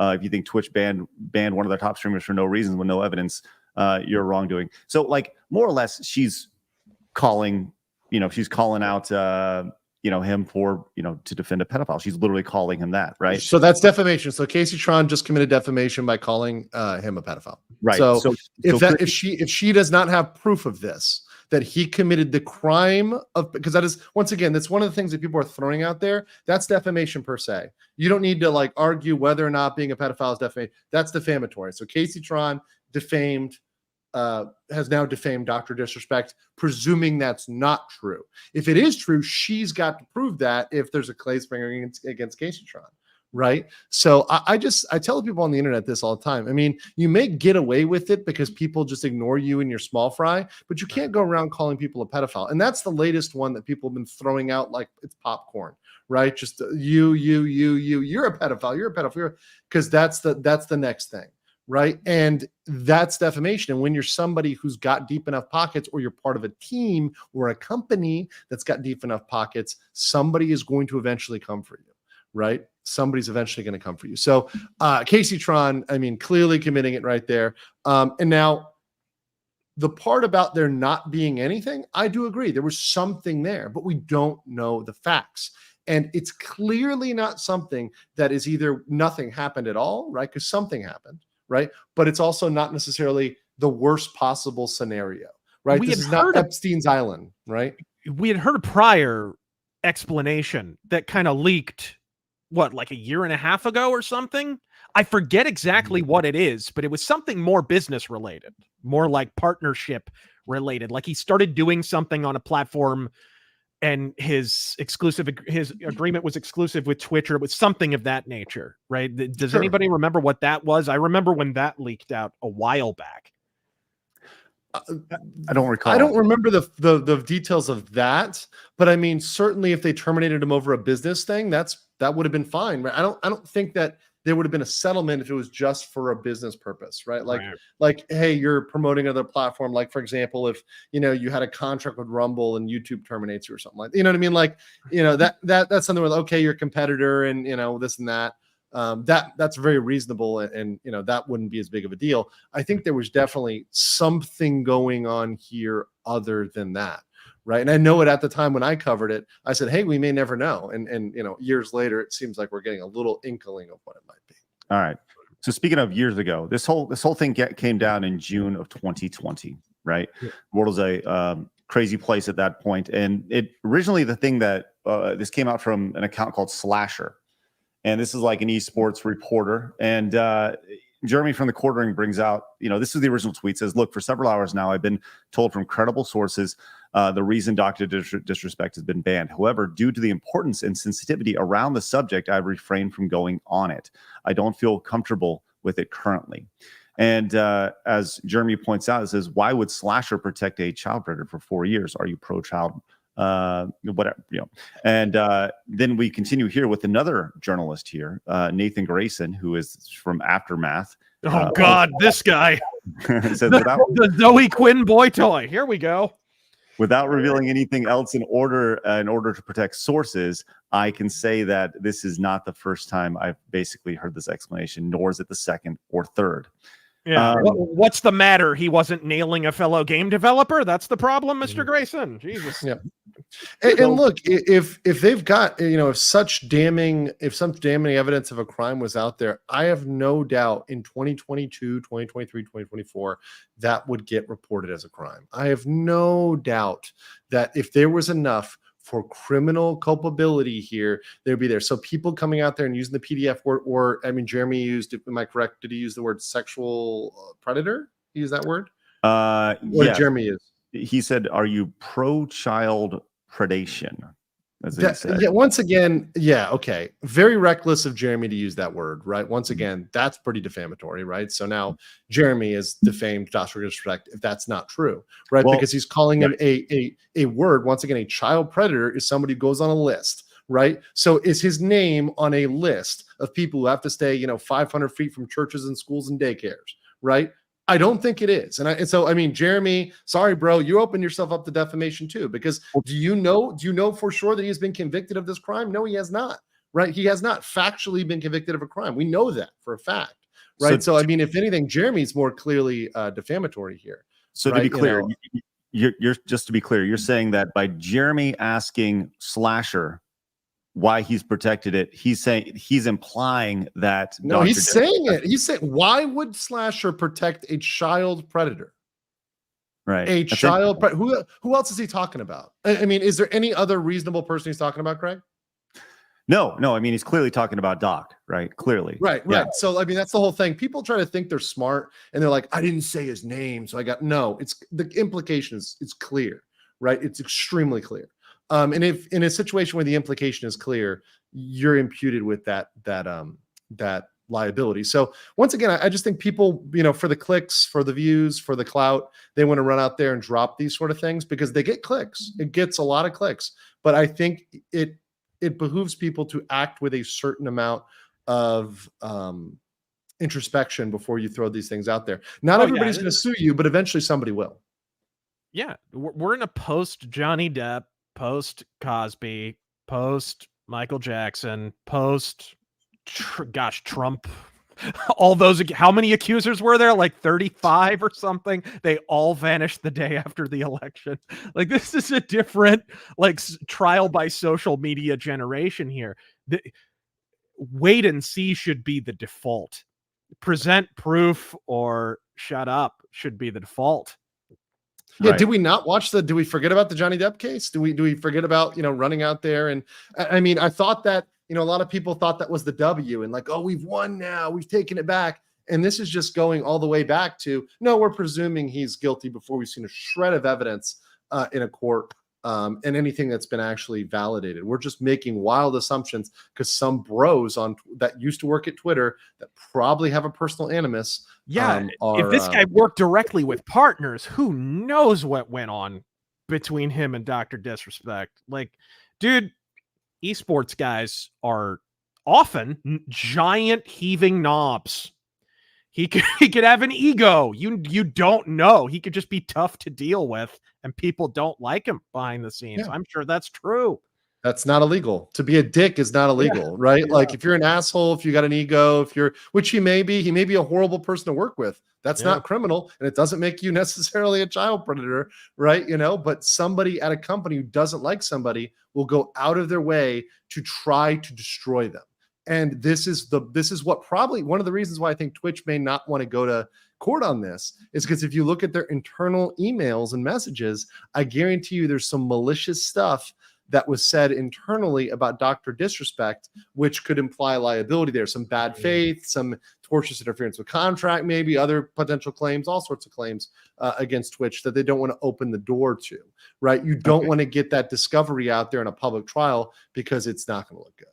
Okay, so let's actually talk about that, the internal discussion being had on Twitch, because this got put out, and once again, this is all speculation, but it's okay to speculate.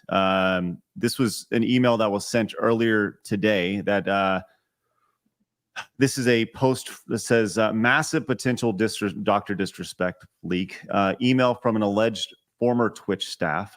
Now this is once again all alleged. Alleges many Twitch staff absolutely can't stand Doc and were looking for any reason to ruin him. Says, quote, no sexting was involved. Rumors were spread on purpose. Now, we have this email, and I think we can take a look at this. Unless, I don't know, you're the expert legal mindset. I mean, are we? Wait. Sorry, where'd you get this from? Yeah. It's been posted all over Twitter /X. However, we have to mention that the person who posted it says, I have not verified this as a former employee. They refuse to identify themselves. So this is seriously could just be someone typing it all up and shit post. So this is no better than a Reddit or 4chan shit post. Yes. So I mean, if you want to show it, but I'm going to give it 0 points and 0 credibility. But I mean, sure, if you want to read some shit posting, that's fine. It's up to you. I normally don't. I normally stuff like that. I normally throw out. I mean, the only reason why you would even acknowledge Cody is because he posted something which led to a result. Typically, a person like that I'd ignore. But I mean, feel free it's your show. I mean, we understand the basics of the allegation. I think it's the important thing, anyways. Is the idea that there were people at Twitch who didn't like him, which I don't think I need independent verification to assume that's true. There has been a fractious relationship between Twitch and a lot of their partners for a lot of years, and I'm sure he's no different. Okay, well, let's turn back to this journalistic side of things, because I have a degree in journalism, but the one thing that I do not fancy myself a journalist, but I do. I'm always fascinated with this side of things. So I want to take a step back. Let's talk about the slasher guy, right? And he said that he knew about this in 2020, right? And now when you look at his profile today, there are posts that says, report from Bloomberg, right? Dr. DisRespect was allegedly. So he's more or less going along with this narrative. So this is implying that he's known this for 4 years. In the event, I guess the bigger question here is, in the event that let's say nothing comes from this outside of all the losses that Dr. DisRespect has seen, whether it's the severing from his company, the loss in sponsorship opportunities, like realistically, do you feel like there's an opportunity for us to know what really happened behind the scenes, or is this going to be caught up in the legal mumbo jumbo side of things of this signed an NDA, this signed part of the settlement had this verbiage in it that said nothing can be talked about for X number of years or in perpetuity. Kind of walk us through that. Will we ever have some sort of result on this? And if we do have a result that shows that this didn't happen, does Dr. DisRespect go scorched earth and just literally destroy everybody from a legal perspective? I mean, if it didn't happen at all, if there's no minor stuff at all, then yeah, there's definitely some scorched earth, right? But if there's something there, and there's interest to protect, maybe protection of a minor and the information related to a minor, right? And like, you've got maybe, I'm just throwing, this is wild speculation, right? Let's say the minor sent nudes, right? Like there's all sorts of stuff that comes out, when these things happen, right? And there's good reasons why you might say, hey, I don't want to go down that path, right? And for Twitch, you allowed this on your platform. Maybe you didn't particularly do age verification right, or up to industry standards. You just let people on with some half-assed age verification, which look, Twitter already, seems to me has a problem with, underage folks and exposing them to things, but that's neither here nor there, right? But yeah, it's like if Dr. Disrespect had been in a bikini in a ball pit, this would have they wouldn't have had any issue with it. Streaming, the streaming on the ass stuff I've seen lately, like the green screen on their ass. Listen, whatever. But there's definitely something on Twitch's side for sure. Now, could he go score church? Yeah, I think he could. You start with Cody, Twitch, Midnight Society, and then whoever else follows from that. Right, but that's kind of where it goes, or maybe even do Cody, Midnight Society, Twitch, but sort of something in that order of going Operation 111 and suing them. You could put them together; it's possible in one suit, but there might be strategic reasons to separate it out. Also, I want to mention something real quick. My mod actually just emailed me. Apparently, people are saying Jeremy is like actually on Doc's side, and maybe that was sarcastic. If that's the case, then okay, fine. Sorry about that. Mi scusi, right? This is the importance of context, right? So if that's the case, then he was like challenging him, and that's the context, and that wouldn't be necessarily defamatory, right? Right. But so let me clarify. Well, that, and that's often lost in text. You can't hear inflection. You can't hear. There's a lot of context. In 150 characters, you can't get the entire context of somebody's coverage on this, right? So sarcasm is something that doesn't come across well in text. All right. So the general thought, though, as we continue to move on here, is that something was going to come out today when it comes to this. This is from Jake Lucky, who follows esports and all this stuff. He says, today will be the day. And this just dropped about 30 minutes ago. This is from Bloomberg. They said, this is it. So the reason for his banishment from Twitch was never given, but 3 people with knowledge of the matter said Beam was removed because he exchanged sexually explicit messages with a minor through the service's direct chat feature. He also looked at a minor about her plans at the TwitchCon convention, according to 2 people who asked not to be identified discussing such a sensitive manner. A complaint was later filed with Twitch through its reporting system, the 2 said. So he, right. So yeah, he exchanged sexually explicit messages with a minor, and he also asked the minor about her plans at the TwitchCon convention.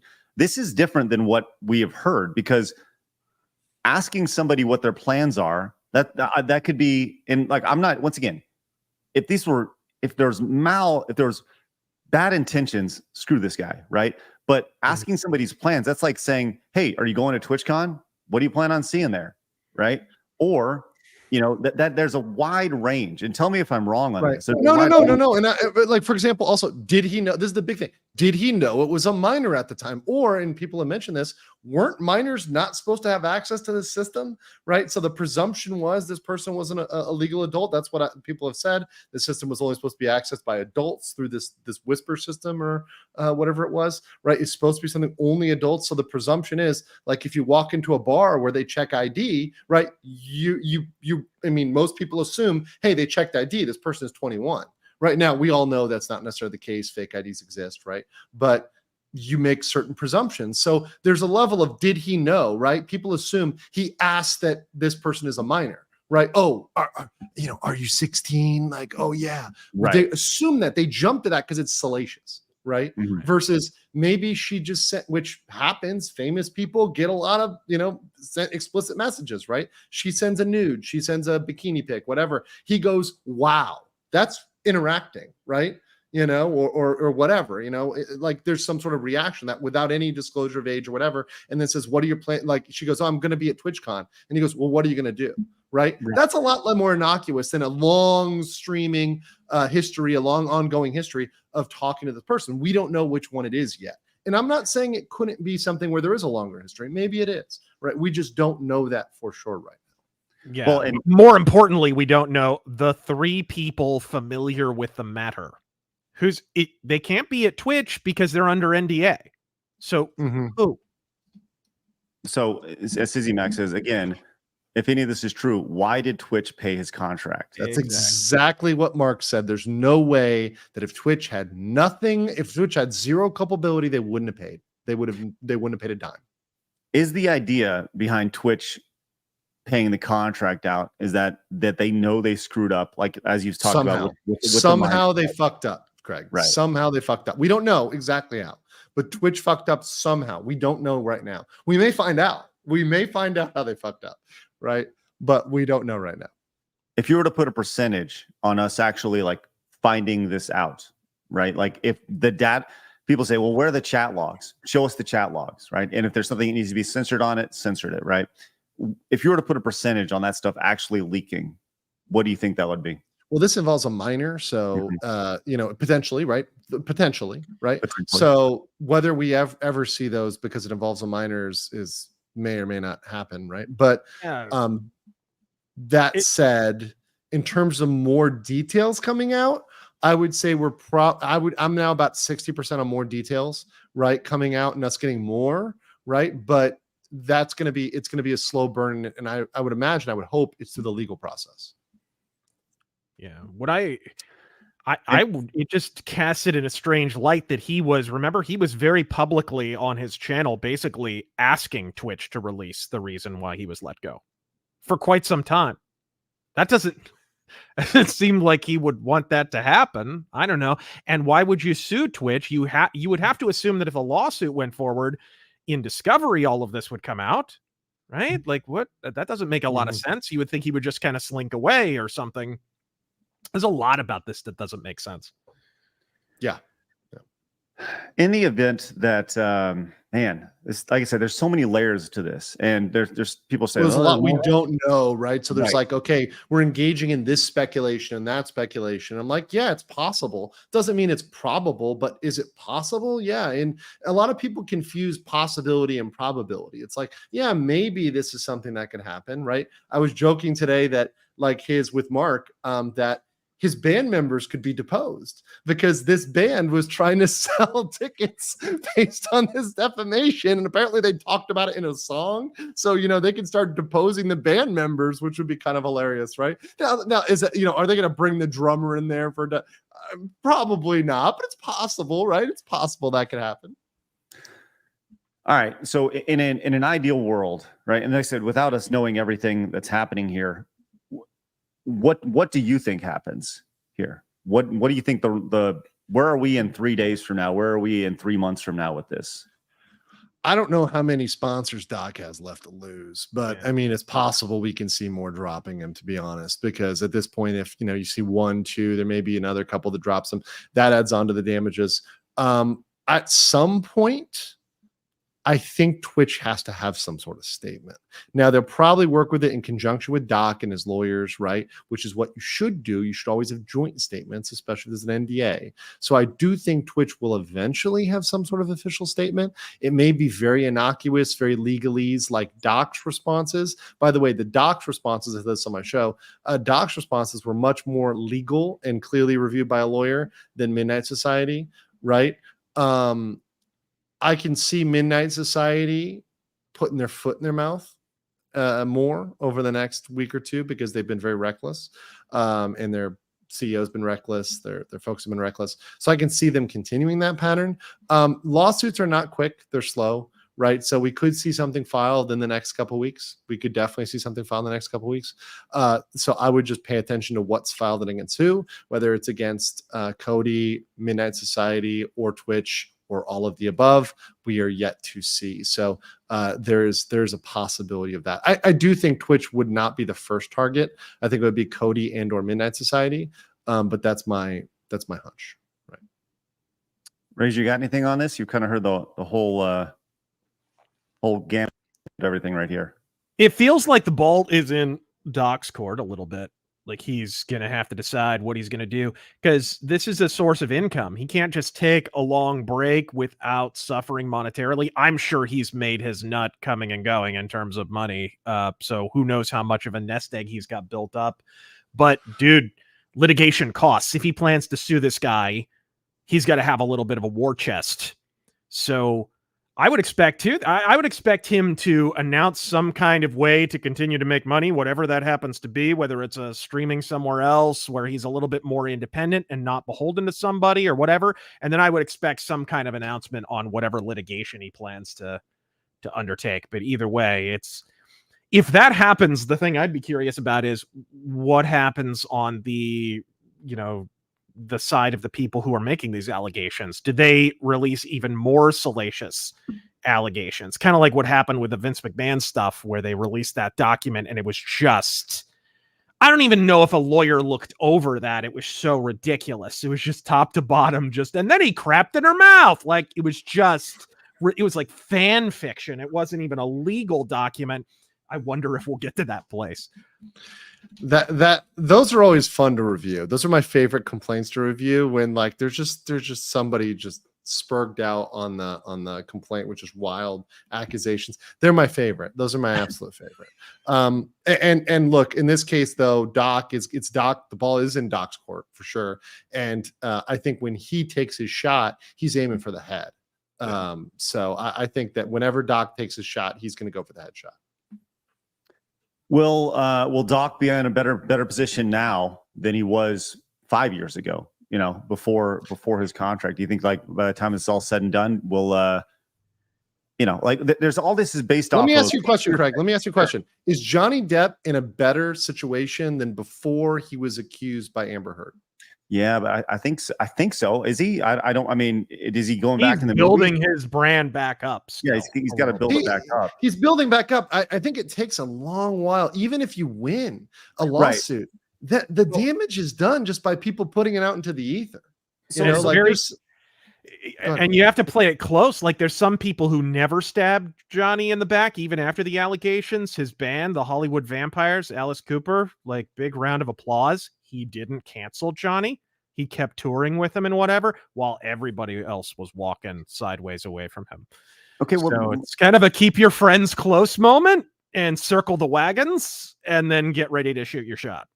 Then allow me to ask you this. What can be done about this? Because everything right now, once again, there's been zero tangible proof that has been thrown out here. It's all been, we've heard from this person who, whatever, right? What can be done to prevent this at this point? We live in this society where it's the court of public opinion. And you're right. Doc's reputation is being damaged without him potentially being guilty of anything, right? As you mentioned, Johnny Depp and such. So what can be done in a situation like this? Do new laws need to be passed to prevent this type of thing? I don't know, walk me through that, because this is something that's been reoccurring. Obviously, Craig, people can subscribe to your channel and, obviously raise your fist, and everybody else is putting out good information. Yes, it's my grifting moment, guys. I got you. I got you. Merchandising. I got you. $5 the lunchbox. But to be serious though, it is a war that goes outside of the courtroom, right? I mean, there is like a cultural component to this. So we need to make it not acceptable. We need to shame people, right? Shame is I live in Asia. Shame is normal.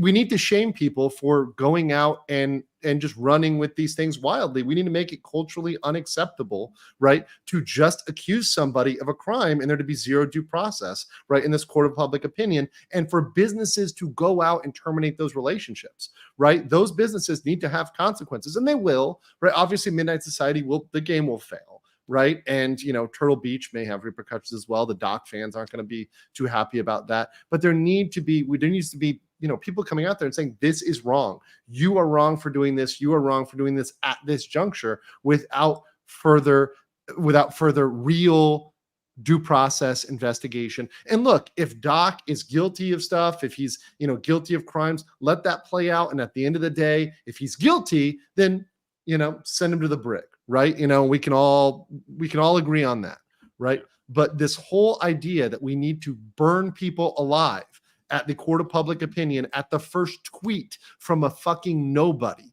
or from some jilted anti is insane. That is peak insanity that we need to continue to really just absolutely remove people from society because one person says something. It's nuts. I mean, it goes without saying that the game that Midnight Society is producing now is dead on arrival. The 55 people that they said they were defending is, might as well not even have jobs now. They should all start working for somebody else, because the game will not be a success by any way, shape, or form, just based off of them disassociating themselves with him so quickly, right? Do you think that those companies, though, do you think that Midnight Society, they said they did their own investigation? Like, do you think that they, you said earlier that you don't think there's any way that they had any discussions? God, the allegations came out, whenever they did, and then their statement came out, the next day? And that's what they were, and that's what they were in Ridgefest. They were bragging about that. They're like, we found out Friday, and we're telling you now. And the CEO said, as soon as I landed in Stockholm, I started investigating this, right? Well, isn't it something that's serious and takes time and takes talking to lawyers and NDAs and everything else, and getting statements from Twitch, and getting statements from Doc, right? Going through and doing all these things. I highly doubt you did all of that. Right. It's like, I know you did. It's like when the FBI investigated Hillary Clinton and 2 days later cleared her. Like, it's like, no, I'm gonna go with the no on that. Yeah. Real discovery in court, guys, in case you know, there are entire lawyers that all they do is review discovery on whether it's not, like, it can be admissible or not. This takes a long time. This is a very intensive process when you actually hold this up to scrutiny, right?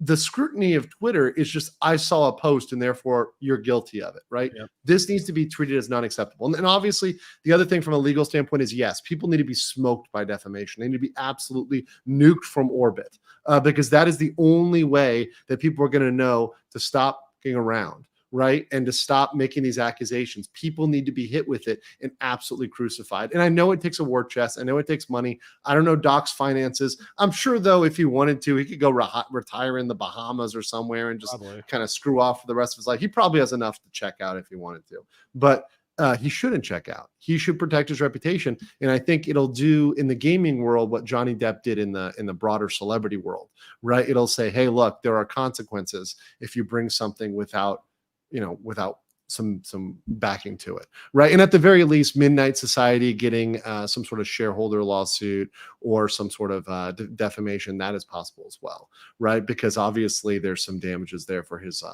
loss in that game. So I think there need to be consequences, and when people and companies see legal consequences, trust me, they pay attention. Do you think it takes one nuclear bomb that's worth, tens of millions of dollars for companies to kind of wake up to this, or will this be a It's not going to be the silver bullet, but it's something that leads it on that path, right? So, like, it causes hesitation. At least at some point, you want to have them think twice and say, "Oh yeah, remember that Dr. Disrespect? Well, let's not do that again." That's why the Johnny Depp case was so seminal, because for every Johnny Depp, you had a Bill Cosby who basically winds up in prison, even though some of the witnesses wound up admitting they lied on the stand. And then he gets released over what is essentially a technicality, like that kind of stuff. For every one of him, you get a Fatty Arbuckle who never recovers. That's been going on a long, long time. It was ubiquitous in tabloid culture, and then the tabloids just migrated to the internet. And that's kind of where we are now. I know you got to roll here in just a few minutes, but this actually is brought up by Mercenary. He says, I just thought of something. What if the individuals at Twitch who hate Dr. Disrespect made up a fake minor to give excuses for Twitch to ban them, but then they got caught, and that's why everyone is being quiet? Twitch and we're going down the conspiracy rabbit hole here. Well, I mean, if we're tinfoil, where's my tinfoil? I don't know where it is. My AJ hat is left somewhere else. Is it possible? Yeah, I'm not going with that as my number one theory. Right. But sure, they could have been catfishing him. That's possible. They could have sent in a minor, and that would be real bad faith, right? If they sent in a minor, right, to try to lure him, right, which can happen. I mean, the feds are very good at entrapping people. I mean, it's something that they do all the time. There's YouTube channels that do it, right? That straight up do it. So who knows? But that would be another party that would have to be NDA'd. So I want to get to some of the super chats that actually specifically to Legal Mindset. This is just someone, not me, says Legal Mindset. Can't the court hear information covered by NDA through keeping the documents sealed and or redacted before public release? Thus, an NDA wouldn't complicate Doc filing a lawsuit against Cody or Twitch. No, there are methods to protect information within the court process. We're not in a court process now, though. Like, this is what we're not there yet. Yes, go through the legal process, right? There are methods to take care of certain information, sensitive information. We have that procedure. We're not there yet, right? But yes, there's possibility to do that, of course. Okay, Doc just tweeted 1 second ago, 1 minute ago. Oh, well, okay. Here we go. We're looking at this in real time. Let's go see what he has to say. Thank you, chat, for letting us know. The Twitch ban. Hello, I'd like to make a quick statement. Let's cut the fucking bullshit. As you know, there's no filter with me. I've always been upfront and real with you guys on anything that I can be upfront about, and I'm always willing to accept responsibility, which is why I'm here now. First and foremost, I do want to apologize to everyone in my community, as well as those close to me, my team, and everyone at Midnight Society Game Studio. A lot of people have been left in the dark about what happened yesterday with Midnight Society and I. And we made the painful decision collectively to have me step down. Our team is full of incredibly talented and good people that I have high career ambitions and families, and I never want to jeopardize the culture we have carefully crafted. Everyone has been wanting to know why I was banned on Twitch, but for reasons outside of my control, I was not allowed to say anything for the last several years. Now that 2 former Twitch employees have publicly disclosed the accusations, I can tell you my side of the story regarding the ban. Okay, here we are. There we go. Here we go. I see. Okay. And live, yeah. Yes, doing it live. All right. All right. There's no words on it. Here we go. Were there Twitch whisper messages with an individual minor back in 2017? 17. Yes. It 17. doesn't say individual minor. It says individual back in 2017. No, it says individual minor. Individual minor. Wait, it doesn't say that on my end. I'm literally reading it. Well, that's what it says right here. It says Did the he individual edit this? minor. Did he edit it? Edited it. Did he edit it? He did. He edited it. Just now? Don't refresh. Yes. I'm Oh, literally at his last interesting. editing. Caught in 4K. All right. The answer is yes. Were there real intentions behind these messages? The answer is absolutely not. These were casual, mutual conversations that sometimes leaned too much in the direction of being inappropriate, but nothing more. Nothing illegal happened. No pictures were shared. No crimes were committed. I never even met the individual.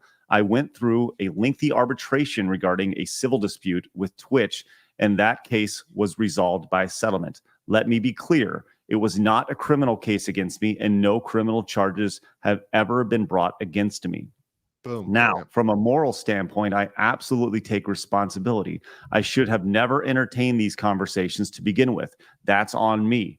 That's on me as an adult, a husband, and a father. It should have never happened. I get it. I'm not perfect, and I'll fucking own my shit. This was stupid. Now, with that being said, don't get it fucking mistaken. I've said all the remarks and labels being thrown around. So I've seen all the remarks and labels being thrown around so loosely. Social media is a destruction zone. I'm no fucking predator or pedophile. Are you kidding me? Anyone that truly knows me fucking knows where I stand on those things and those type of people. Fuck that. That's a different level of disgust that I fucking hate even hearing about. Don't be labeling me as the worst of the worst with your exaggerations. Get the fuck out of here with that shit. I don't think he had a lawyer put this together. I'm just going to throw this out there. Yeah. Probably not. Probably not. Although no, I'm sure though he didn't have the lawyer draft it, but there's certain things in here that are illegal. But I'll let you finish first. Yeah. We go. But I think I've said what I needed to say regarding the ban itself. That's it. That's why Twitch made the decision in 2020. So there's a 3-year difference, though. That's the crazy thing about this with me. Yeah. But let's go ahead and what happened in the interim? Why would that suddenly become an? Well, he said that there was a lengthy arbitration process, but 3 years lengthy? There's facts on both sides. Then there's got to be 3 years over bullshit. let's go ahead and continue this. To my team, community, industry friends that have supported me, I apologize. I wish I could have said this all sooner. Said all this sooner. You guys have always showed me and my family love and support throughout all these years. We love you guys like you can't imagine. I have the fucking best community and circle. If any of this has made you uncomfortable, I get it. You don't have to support me anymore, but just know you have always been greatly appreciated. But trust me when I say this, to all my haters that live and breathe social media with zero real life experience, I don't give a fuck about you. Finally, if you're uncomfortable with this entire statement and think I'm a piece of shit, that's fine, but I'm not fucking going anywhere. I'm not the same guy that made this mistake all those years ago. I'm taking an extended vacation with my family, as mentioned on stream, and I'm coming back with a heavy weight off my shoulders. They want me to disappear. Yeah, fucking right. So there we go. That is the statement. There we go. A lot of facts dropped out there. A lot of facts. So the first one I jumped out to me. Bro, reload the tweet in a separate window and see. I have it right. I have it right now. I'm looking at the individual. That is a very interesting edit, by the way. Yeah, because maybe it wasn't. Yeah. I don't know. It probably was. I'm actually going to say, probably is Twitch that wants to hide the fact that it's a minor. Well, so I have them both pulled up. There's two versions of the tweet. The first version, let's see. I want to make sure we highlight this. Okay, this is right here. We're talking about this sentence right here. There, and I have not looked at the other version yet. So were there? Well, I can share it right now. I got it pulled up. Yeah, everything else was the same. I was reading along, unless I missed something. Okay, and here it is. Here's the difference. Here you go. Right there. Oh, you got it? Okay, yeah, you got it. Okay, never mind. So that's the one I was reading, the new version. That's a pretty big difference, though. Like that's a major. But here's the thing, and someone mentioned it in the chat. I said Deep Subversion mentioned right here. A minor should not be on Twitch. It's a Twitch problem because Twitch let it into their Whisper program, right? Mm-hmm. That is on Twitch legally, right? Because they let the minor in, right? So they did not do what they needed to do to keep the minor out. Right? And people will ask why Blabs is on the podcast. She caught that. Caught in 4K. Good catch. Wow. Okay. Well, so do you think that you feel that Twitch said, "Hey, you should probably change that"? Because that's a big word. Yeah, because he didn't think it's a problem, and the fact that he wanted to disclose that and then he edited it, right? He put that out there, and so Doc doesn't have a problem saying that, but somebody from Twitch was probably like, "Yeah, you can't say that was the minor, right? Because that puts it on us, and it makes it clear that this was." See, it says, "Were there Twitch whisper messages with an individual minor?" That sentence has Twitch in it. Twitch was probably like, "Oh, we can't have that, right? We can't have that. That shows there's minors that are getting into our program, and minors. It shows we're not doing proper screening of minors, which is a huge issue for Twitch. And one of the deep accusations of Twitch is they are catering and right. That's the minor issue. It's an issue for Twitch, right? So I guarantee you that that is something that was their problem because of that, the way that he said it and they took it back. Right? Didn't To Catch a Predator have that problem because they were going through Yahoo back in the day, and you were supposed to be an adult to use Yahoo, and some of those cases got thrown out on that basis. I remember something like that. So I wonder if this is going to be a big problem, like going forward with these websites and platforms that are technically supposed to be age gated. But are not. Yeah. So that entirely code. I would say that would explain why, because Twitch has culpability on their end. So they were arguing, that. I imagine that could take 3 years. Guys, litigation can take a long time. Like the case over the September 11th liability for the Twin Towers fall, that lasted like a decade, right? Like these things can go on a while if there's contentious issues. So Doc just put out this message. Where does this leave everyone else? Where does this leave Twitch? Where does this leave these, former Twitch employees? Where does this because he's saying that there was Twitch whispers with this individual, right? Do you feel that these journalists who have slept on this story for literally 4 years, do you feel that they had the right to, obviously they had the right to, but do you think that that was worthy of them sitting on it? Because if they've known this, if these journalists have known this for 4 years and they're sitting on it, I don't know. You think that's the right course of action in this situation? I mean, that's a more like, I'm trying to think. My legal brain is spinning here, and I'm like, they don't have a duty. They're not a mandatory reporter. Like, right. They're journalists. So, well, you report on what you like. I'm sorry, Craig. I'm just trying to, I don't have an answer. Sure. I'm not a journalist. So, I don't like, I can't speak to like journalistic ethics, but it's not illegal for them to do that. Certainly they can report on what they want to report on. They're journalists, right? Well, what's the next step for Twitch? Do they respond to this? Do they stay quiet? Yeah, I wonder if there's any term of that NDA that was violated there. I feel like Twitch should make a statement on this, but I don't know whether they will. I think they may. I think Twitch actually may want to keep this quiet. I'm trying now. This is some speculation, but if I was Twitch, I'm like, look, Doc has already said all that needs to be said, and the more attention we put on this, the more this shines a light on something we don't want out there. Yeah. So, yeah, I would say that Twitch may not say anything. They should, but I don't know if they will. Okay, well then here's another question, right? Because in Doc's statement, he says these were casual, mutual conversations that sometimes lean too much in the direction of being inappropriate, but nothing more. Nothing illegal happened. No pictures were shared. Right? Boom. There's a key. There's a key. So no pictures. So no nudes or other stuff like that. Okay. Right. So and I never met the individual. Okay, that's the big thing. And no crimes were committed. That's on there too. Right. But when you look at like this note from Bloomberg, right? Dr. DisRespect was allegedly banned for sending sexually explicit messages to a minor. A message is not a picture. That's true. Those are two different. A picture is part of a message. It can be a message, but not every message is a picture, right? You're not just sending GIFs and emojis. Well, some people are, but I try to use words. I mean, it's weird, but I'm assuming there was just talking that was going on. And frankly, at that point, I would view that as pretty credible because it'd be easy to prove if that was not true, right? So this part, I actually do assume that what he said in this statement, nothing illegal happened, no pictures were shared, no crimes were committed, and I never met the individual. I would assume that is a highly reliable sentence, because if it's false, there'd be a lot to clamp down on. So I would take that sentence as very reliable. Nothing illegal happened, no pictures were shared, no crimes were committed. I never met the individual. So no, I know you got to roll, but sure. But I want to key on this one more time, real quick. This singular word that was removed out of the tweet, right? Yeah, it's a big whole word right there, and I'm going to assume based off of this that he knew that this was a minor. Yeah, that's what I wonder. Did he remove that because he found out later, or did he know at the moment? Which is interesting. That's an interesting point.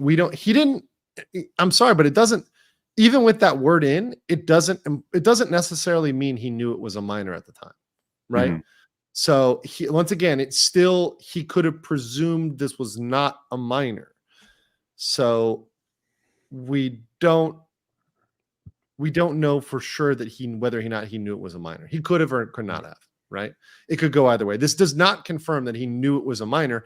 He could have been stating that that person at that time was a minor, right? Because in retrospect, they were a minor, right?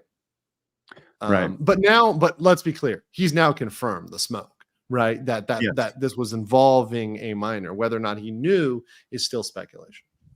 As pointed out, it says how many minors are in the Twitch Whisper chat? Floodgates open. Coming out of the woodwork, Twitch going bankrupt. Many questions. Right. That's exactly why if I'm Twitch and I'm Twitch's lawyer, I'm like, yeah, we need to not talk about that, because if one got through, how many got through, and how many other things are going untalked about, right? How many other minors might be being talked about through the Twitch platform, and that can get them in international trouble. Right. That can get them, the governments get involved when that comes down. People get locked up, or perhaps the death penalty in certain places for that sort of stuff. Right. That is not to joke around with. And Twitch, as a platform that is international, right, could lose a lot if it is known that their platform is enabling minors to get on their platform. Like if minors are getting on their platform, Twitch has the most to lose here. Right. if this comes out that Twitch Whispers was open for minors. That is a floodgate. Absolutely agree. Well, this is a lot, man. There's a lot. It's a lot to unpack. I am actually surprised we got a response from him from so soon. Yeah. But clearly he went back and he was talking. The one thing is, I don't think a lawyer wrote this, but I think he did talk to a lawyer about what he can and cannot say. Right. So some of these statements, like that statement, once again, he's been very clear. The one I highlighted, nothing illegal happened. A picture was shared. I never met the individual. Right. I think that was something that was coming out of a discussion with a lawyer. Right. I think this center one, the material one, the facts were discussed. Like, what facts can I talk about? Yeah. Okay, you can talk about this. You can say there's a conversation. You can say that it was, maybe you can say it leaned to being inappropriate, but not describe exactly what you said. Right. You can say there's an arbitration. That's factual. Right. You can say there's no criminal case, no criminal charges. That's also factual. Right. That was definitely something that was cleared. The rest of it, I think, may be Doc riffing, because it sounds very much in his style of writing. And some of it is just personal stuff, like the moral standpoint. That's not legal. That's moral. Right. So I'm assuming that Doc did that himself. Right. Wow. There's a lot here. And I think this statement will actually only divide people further with this. Yeah. In a major way.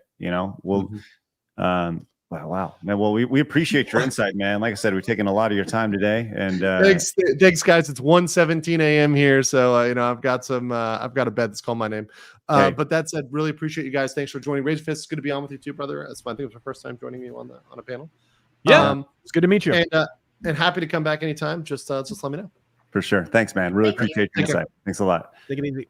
All right, you guys go find Legal Mindset. His channel is blowing up. Great channel, and I'm sure he's going to talk more about this. He was talking with Grums at length last night about this as well. Really, really interesting for sure. Somebody said a Legal Mindset is too smart for side scrollers. Correct. Right? he is very smart. I am dumb. I'm a normal guy. He's a very smart normal guy. Normal man. Yes, normal men. That's what we do here. All right, we got a lot of support today. Now, Razor, I'm going to give you the out as well. You've been live over 2 hours. If you want to bounce, by all means, you can bounce as well. But we got a lot of support to get to as we've been digging into this stuff. Right. I was gonna, I actually do have to be somewhere. But thank you very, very much. This was a blast. I had no idea we would have late breaking news. You need like a stinger, like news. Yes, you literally do breaking hard news. That's right. Anyways, Lab, Greg, Godspeed to you and the entire audience. Thanks, Razor. Appreciate it, buddy. See you next week. See you Tuesday. Awesome. All right, man. That was that's a lot, man. And we're going to continue to talk about this stuff. I'm glad Legal Mindset joined us. Tomorrow we got Vera Dark joining us, which will be really, really great. With Nina and Vanity. Yes, with Nina as well. Man, it's going to be a great show. So look, let's continue on. Let's get to your support. Thank you guys very much. Your support allows us to talk about these things as they're happening on the show and be the source for this stuff. I don't know if there's another gaming show that's live right now talking about this. I mean, maybe they are, but they weren't talking about as it was happening. So by all means, thank you guys very much for your support. So with that said, let's get to some of the big ones here, Blabs, because I got to put some names on the wall. Right, so Ian So Forth, for 50 British pounds, says the Superman costume was originally made to fit Steven Seagal. Thank you. We will show the boobs after all Super Chats are done. Thank you very much. Speedy says, Happy Titty Tuesday. Thank you for your Australian 50 Speedy cakes. That's hilarious.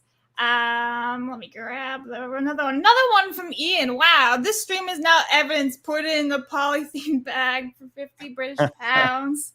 Thank you so much, Ian. And I think I got all the big ones. So let's go to the top from the 50s. Whee! Okay, Epsilon Alma says Dr. DisRespect will never get a hook to now. Hey, real quick, I know some people are going to bounce. That's fine. Do us a favor, hit the thumbs up button on the way out. It's cool. But once again, these messages are important to the show. So thank you guys very much. Let's continue, Blabs. I'm sorry, I always mispronounce your name. Eliani, I think it is. Back in Texas, baby. Let the unpacking begin. Well, I'm glad your move was well. Taker says, just remastered and re-released every Dreamcast title. Text the Blitz Gaming says Skies of Arcadia Remaster. Gimme. Master Gawa says Canada's independence is a myth. They are currently under the rule of the British monarch, King Charles III. How shameful to still be cucked by Brits. Thank you, Master Gawa. Epsilon Amma says, if you have a gaming PC, do yourself a favor and emulate Jet Set Radio Future. It's better than the original Jet Set Radio and hasn't been released. Thank you very much for that. Andrew says, oh, Craig, have you played Giant Graham 2000 on the Dreamcast? It's a wrestling game, AGPW. You'd like it. Huh, interesting. No, I haven't seen that. Giant Graham 2000. Okay. Chooch Biggins says, Sable is a great game, but unironically a sweet baby project. Huh. Matthew says, can we get the Wii game Mad World in HD on Switch? And that'd be great. Joey says, Superman costume looks horrible, but that Mr. Terrific costume looks pretty spot on. Mr. Terrific looks exactly like he did in the Justice League Unlimited cartoon. Awesome. Good. Thanks, Joey. Taker says, one of the biggest injustices of our time is that we didn't get to see Norm comment on OJ passing. The scene took them both, but it took Norm first. That's funny. Nut Bunny says they are making a game about heroine fighting against misogyny, and the heroine is male because trans males supposedly suffer the most misogyny. I know, isn't it just like a mind fuck listening to all that? Yes. Poor women.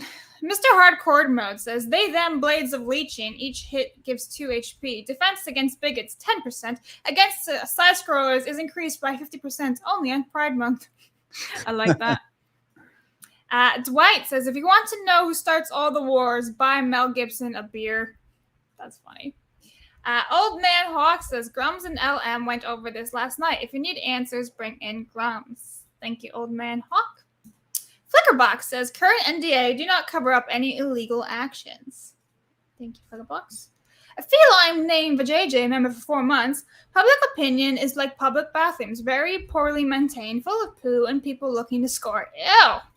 Thanks. Gross.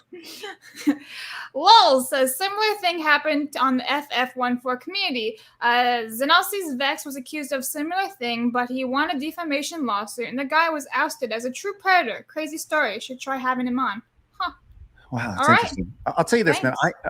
Coming off of those statements, I'm really. Like, I'm conflicted about this. I'm very much innocent until proven guilty. But if no, like, it just sounds like he was a creep. You know, he made some really creepy. He said some creepy things. Like, yeah, when he says weird, border, like it's almost inappropriate. It's like, well, what were you saying? Like the creepy uncle. You know, the stereotypical like creepy uncle who like who's like, hey, what's up? And like with gross things. Like that's what it sounds like. You know, like, the real question, how is Fear the Beardo handling this? I thought about that. I think he's lying somewhere on a living room floor pounding, like, what do I do with my life? My whole personality is a sham. It's true. Tulls gifted 5 Side Scrollers memberships. Thank you very much, Tulls. Thank you. Miku says, Wapper Barnes would like to discuss with you legal. Okay, awesome. Sorry we didn't miss this one for Legal Mindset. Cod says, this is just like the Kuwait situation, just a false accusation. Show evidence or shut up. I still think that's very much missing. Like, I very much want to see, and I guess it's not really necessary for me to see, but I think it would be great if those, and there's no way they'll be released because I'm sure there were some sort of evidence or something during the actual lawsuit, but the chat logs, right? Like, if Doc is saying that, hey, these could be seen as borderline. Well, I want to make sure I use the proper terminology here. These were casual, mutual conversations that sometimes lean too much in the direction of being inappropriate. Like, that's, I don't know, man. That's a tough statement. You know, like I say that as a dad, right? The idea that if my daughter was online, whether rightfully so or not, talking to some guy and he's saying like inappropriate things to a child, let's be clear, right? Minor is still a child. That's creepy. It is. It's weird. And you gotta wonder too, like, where was this minor located too? Because also, like, isn't the term minor like different legal age, different per country? I feel like that could be some type of evidence if it's something else, you know? Yeah, and they're right. Inappropriate could just be dirty jokes, right? Yeah. What if he shared like the hawk to a girl? Yeah. Right? You know, once again, there's a lot of context on this that we're missing. You know, if you share some sort of meme that's like, it's creepy, you know, or the hawk to a girl, is that an inappropriate sharing of a meme? Well, okay, I don't know. Right. Corey says, there's something you wondered about. Was Doc got an exclusivity deal with Twitch when Mixer was buying up talent? Doc got a counter offer and Twitch threw a fit and banned him. Doc's contract was a BO. Oh. Apparently, I was seeing from the chat, he changed it again. There's another update to the tweet. Hold on, let's update it 3 minutes ago. Yeah, there's another edit. Huh. Okay.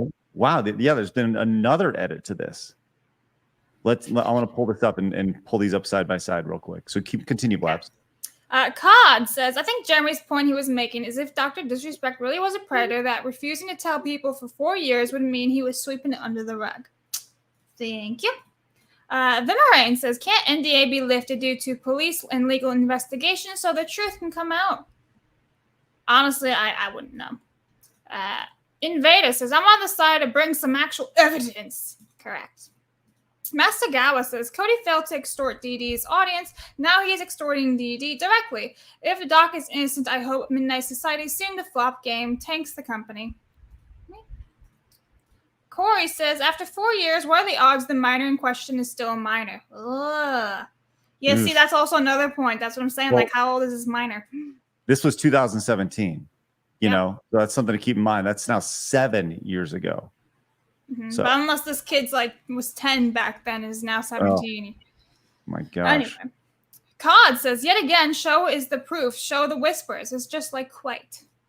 Thank you. Okay. And then Cod comes back. Let me just get this one. Cod says, I say the consequence should be those who do these false accusations should face the time someone who is guilty of said crime should face. Okay. So we do see the difference between the two, and it looks like the difference is that he actually went back and he added the word minor back into it. Here was, okay, let me just for reference, here's the first one, right? This is the first tweet. Mm-hmm. Here's the second tweet, an individual. And here's the third tweet right here, which goes back to he put it back in. Interesting. Put it back in, yes. So, and if you notice the difference, this is the existing tweet now. This is the first tweet. So nothing has changed from there. I'm continuing to scroll to see if there's any differences right here. So I'll continue to look. Continue, Blabs. Okay. Mr. Hardcore Mode says, Doc should pull a JK Rowling. Someone defamed her. Random letter comes to the door. Person writes a quick apology. Oh, yeah. JK Rowling swiftly, chops their heads off with lawsuits. Hypnotic says, Cody and outlets committed tortious interference. Thank you, Hypnotic. Mercenary says, please read my last super for legal. Yes, I did. Thank you, yep. Mercenary.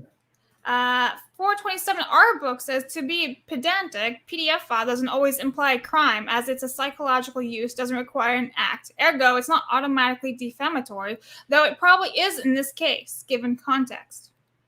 Okay, thank you for that. Mike of Reality says, yes, Legal Mindset, the best looking FL licensed attorney watching side scrollers today. Thank you, Mike of Reality. Nathaniel says, 2017, the same year he cheated on his wife, right? Seems like that was the year his life went off the rails and he stepped back to reset. Yeah. Emperor Creatine says, make sure you SS and preserve Doc's OG statement. Well, I mean, it's always going to be on Twitter as edited. You can see that stuff. But thank you.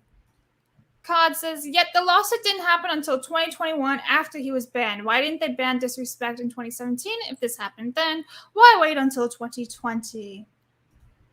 By the way, we're going to keep, yeah,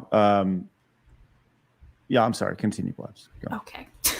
Cole says, so he was guilty of being naive about the internet in modern era. Just talking to an individual at all while being someone is controversial. Yeah. Epsilon Alma says, did the Doc talk about what twa with the minor? Well, this was years ago, so that didn't happen yet. But maybe in the other way. Miku says, it's very easy for kids to stream from console apps. It is.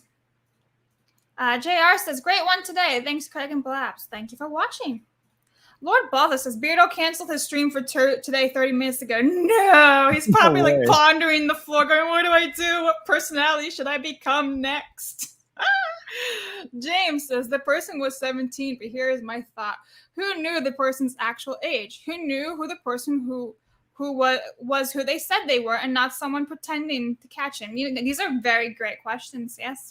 Yeah, I think Did those he are know? logical questions. Yes. Did he know that he was interacting with somebody that was that young? Right. He lives in California, right? I thought it was Texas. I think he lives in California. I believe so. I'll look. You know, this is interesting. Let's hang for a second. Do you have that email pulled up? That big long email that you had a minute ago? She thinks she's looking. Okay.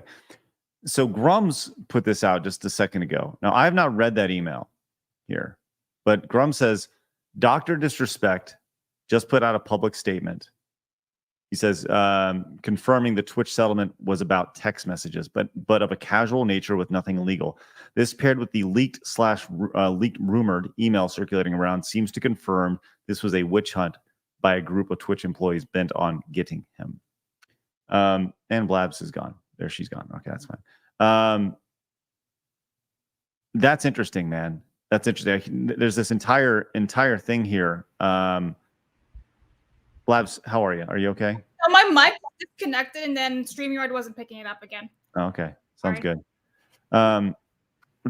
Okay, this email here. You read through this email. Give us a quick TLDR of that thing. Oh, that one was like here. He said, she said, somebody was upset. Right. But at the end of it, it was like, no, they just were mad at Dr. DisRespect. What were they mad at him about? Oh, I can't remember. I think it was just like they were upset about something and they just spread lies.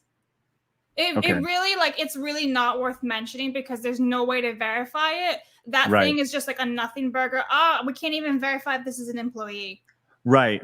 But the tweet from Grums, which I think you bounced before, was pretty much saying, like, it seems like if you pair the leaked email circulating around, it seems to confirm that there was a witch hunt based off it. And like I said, it's just a tweet from Grums, whatever. So,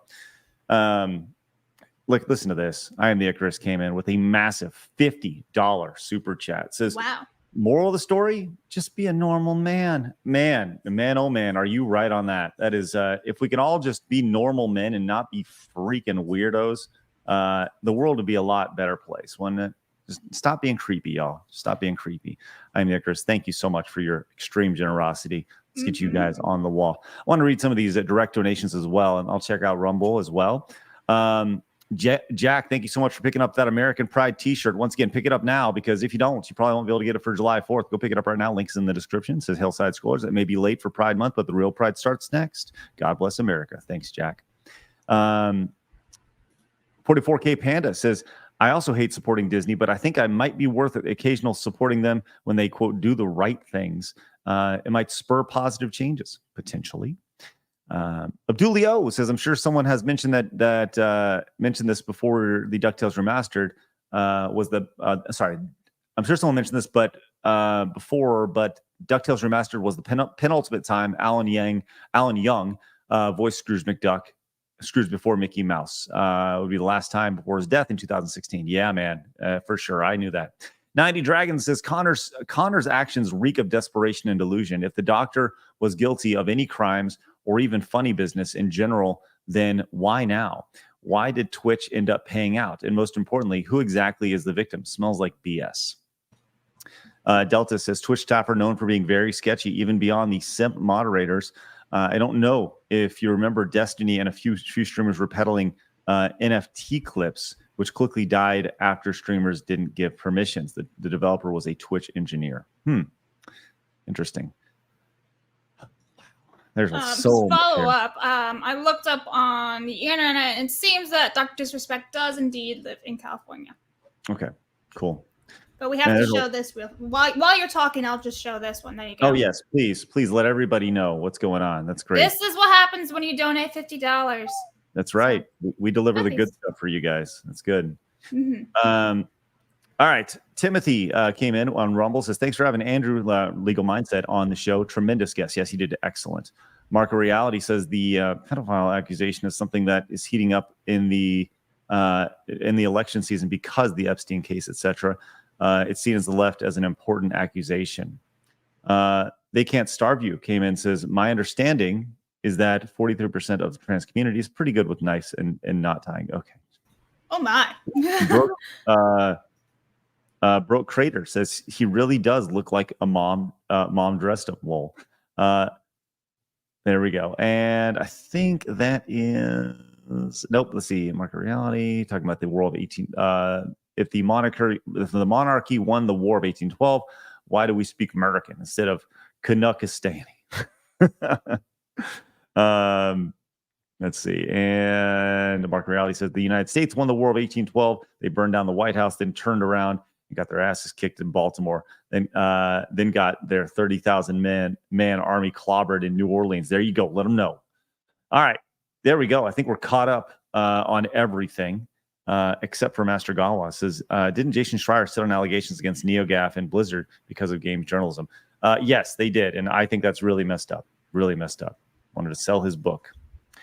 All right, man, there was a big show today. Lots to talk about. We appreciate you guys hanging with us the entire time. I think it is important to mention that the gaming awards is happening right now. And it is going great, by the way. If you were to check it out, maybe we should raid these. Give them a little boost. Yeah, no, actually, they don't deserve any time. So, just further reason to, continue to divide people by where you want to put your wiener. 290 people, 21 people, 14 people, and 18 people. Hey, good. And this being broadcast on Game Trailers, IGN. My goodness. Wow. Okay. Well, there we are. All right, guys. Thank you so much for your support today. Kurt says the real moral story: stay away from Twitch. There you go. Thanks, Crit Nature. Appreciate your support. Reason why we're not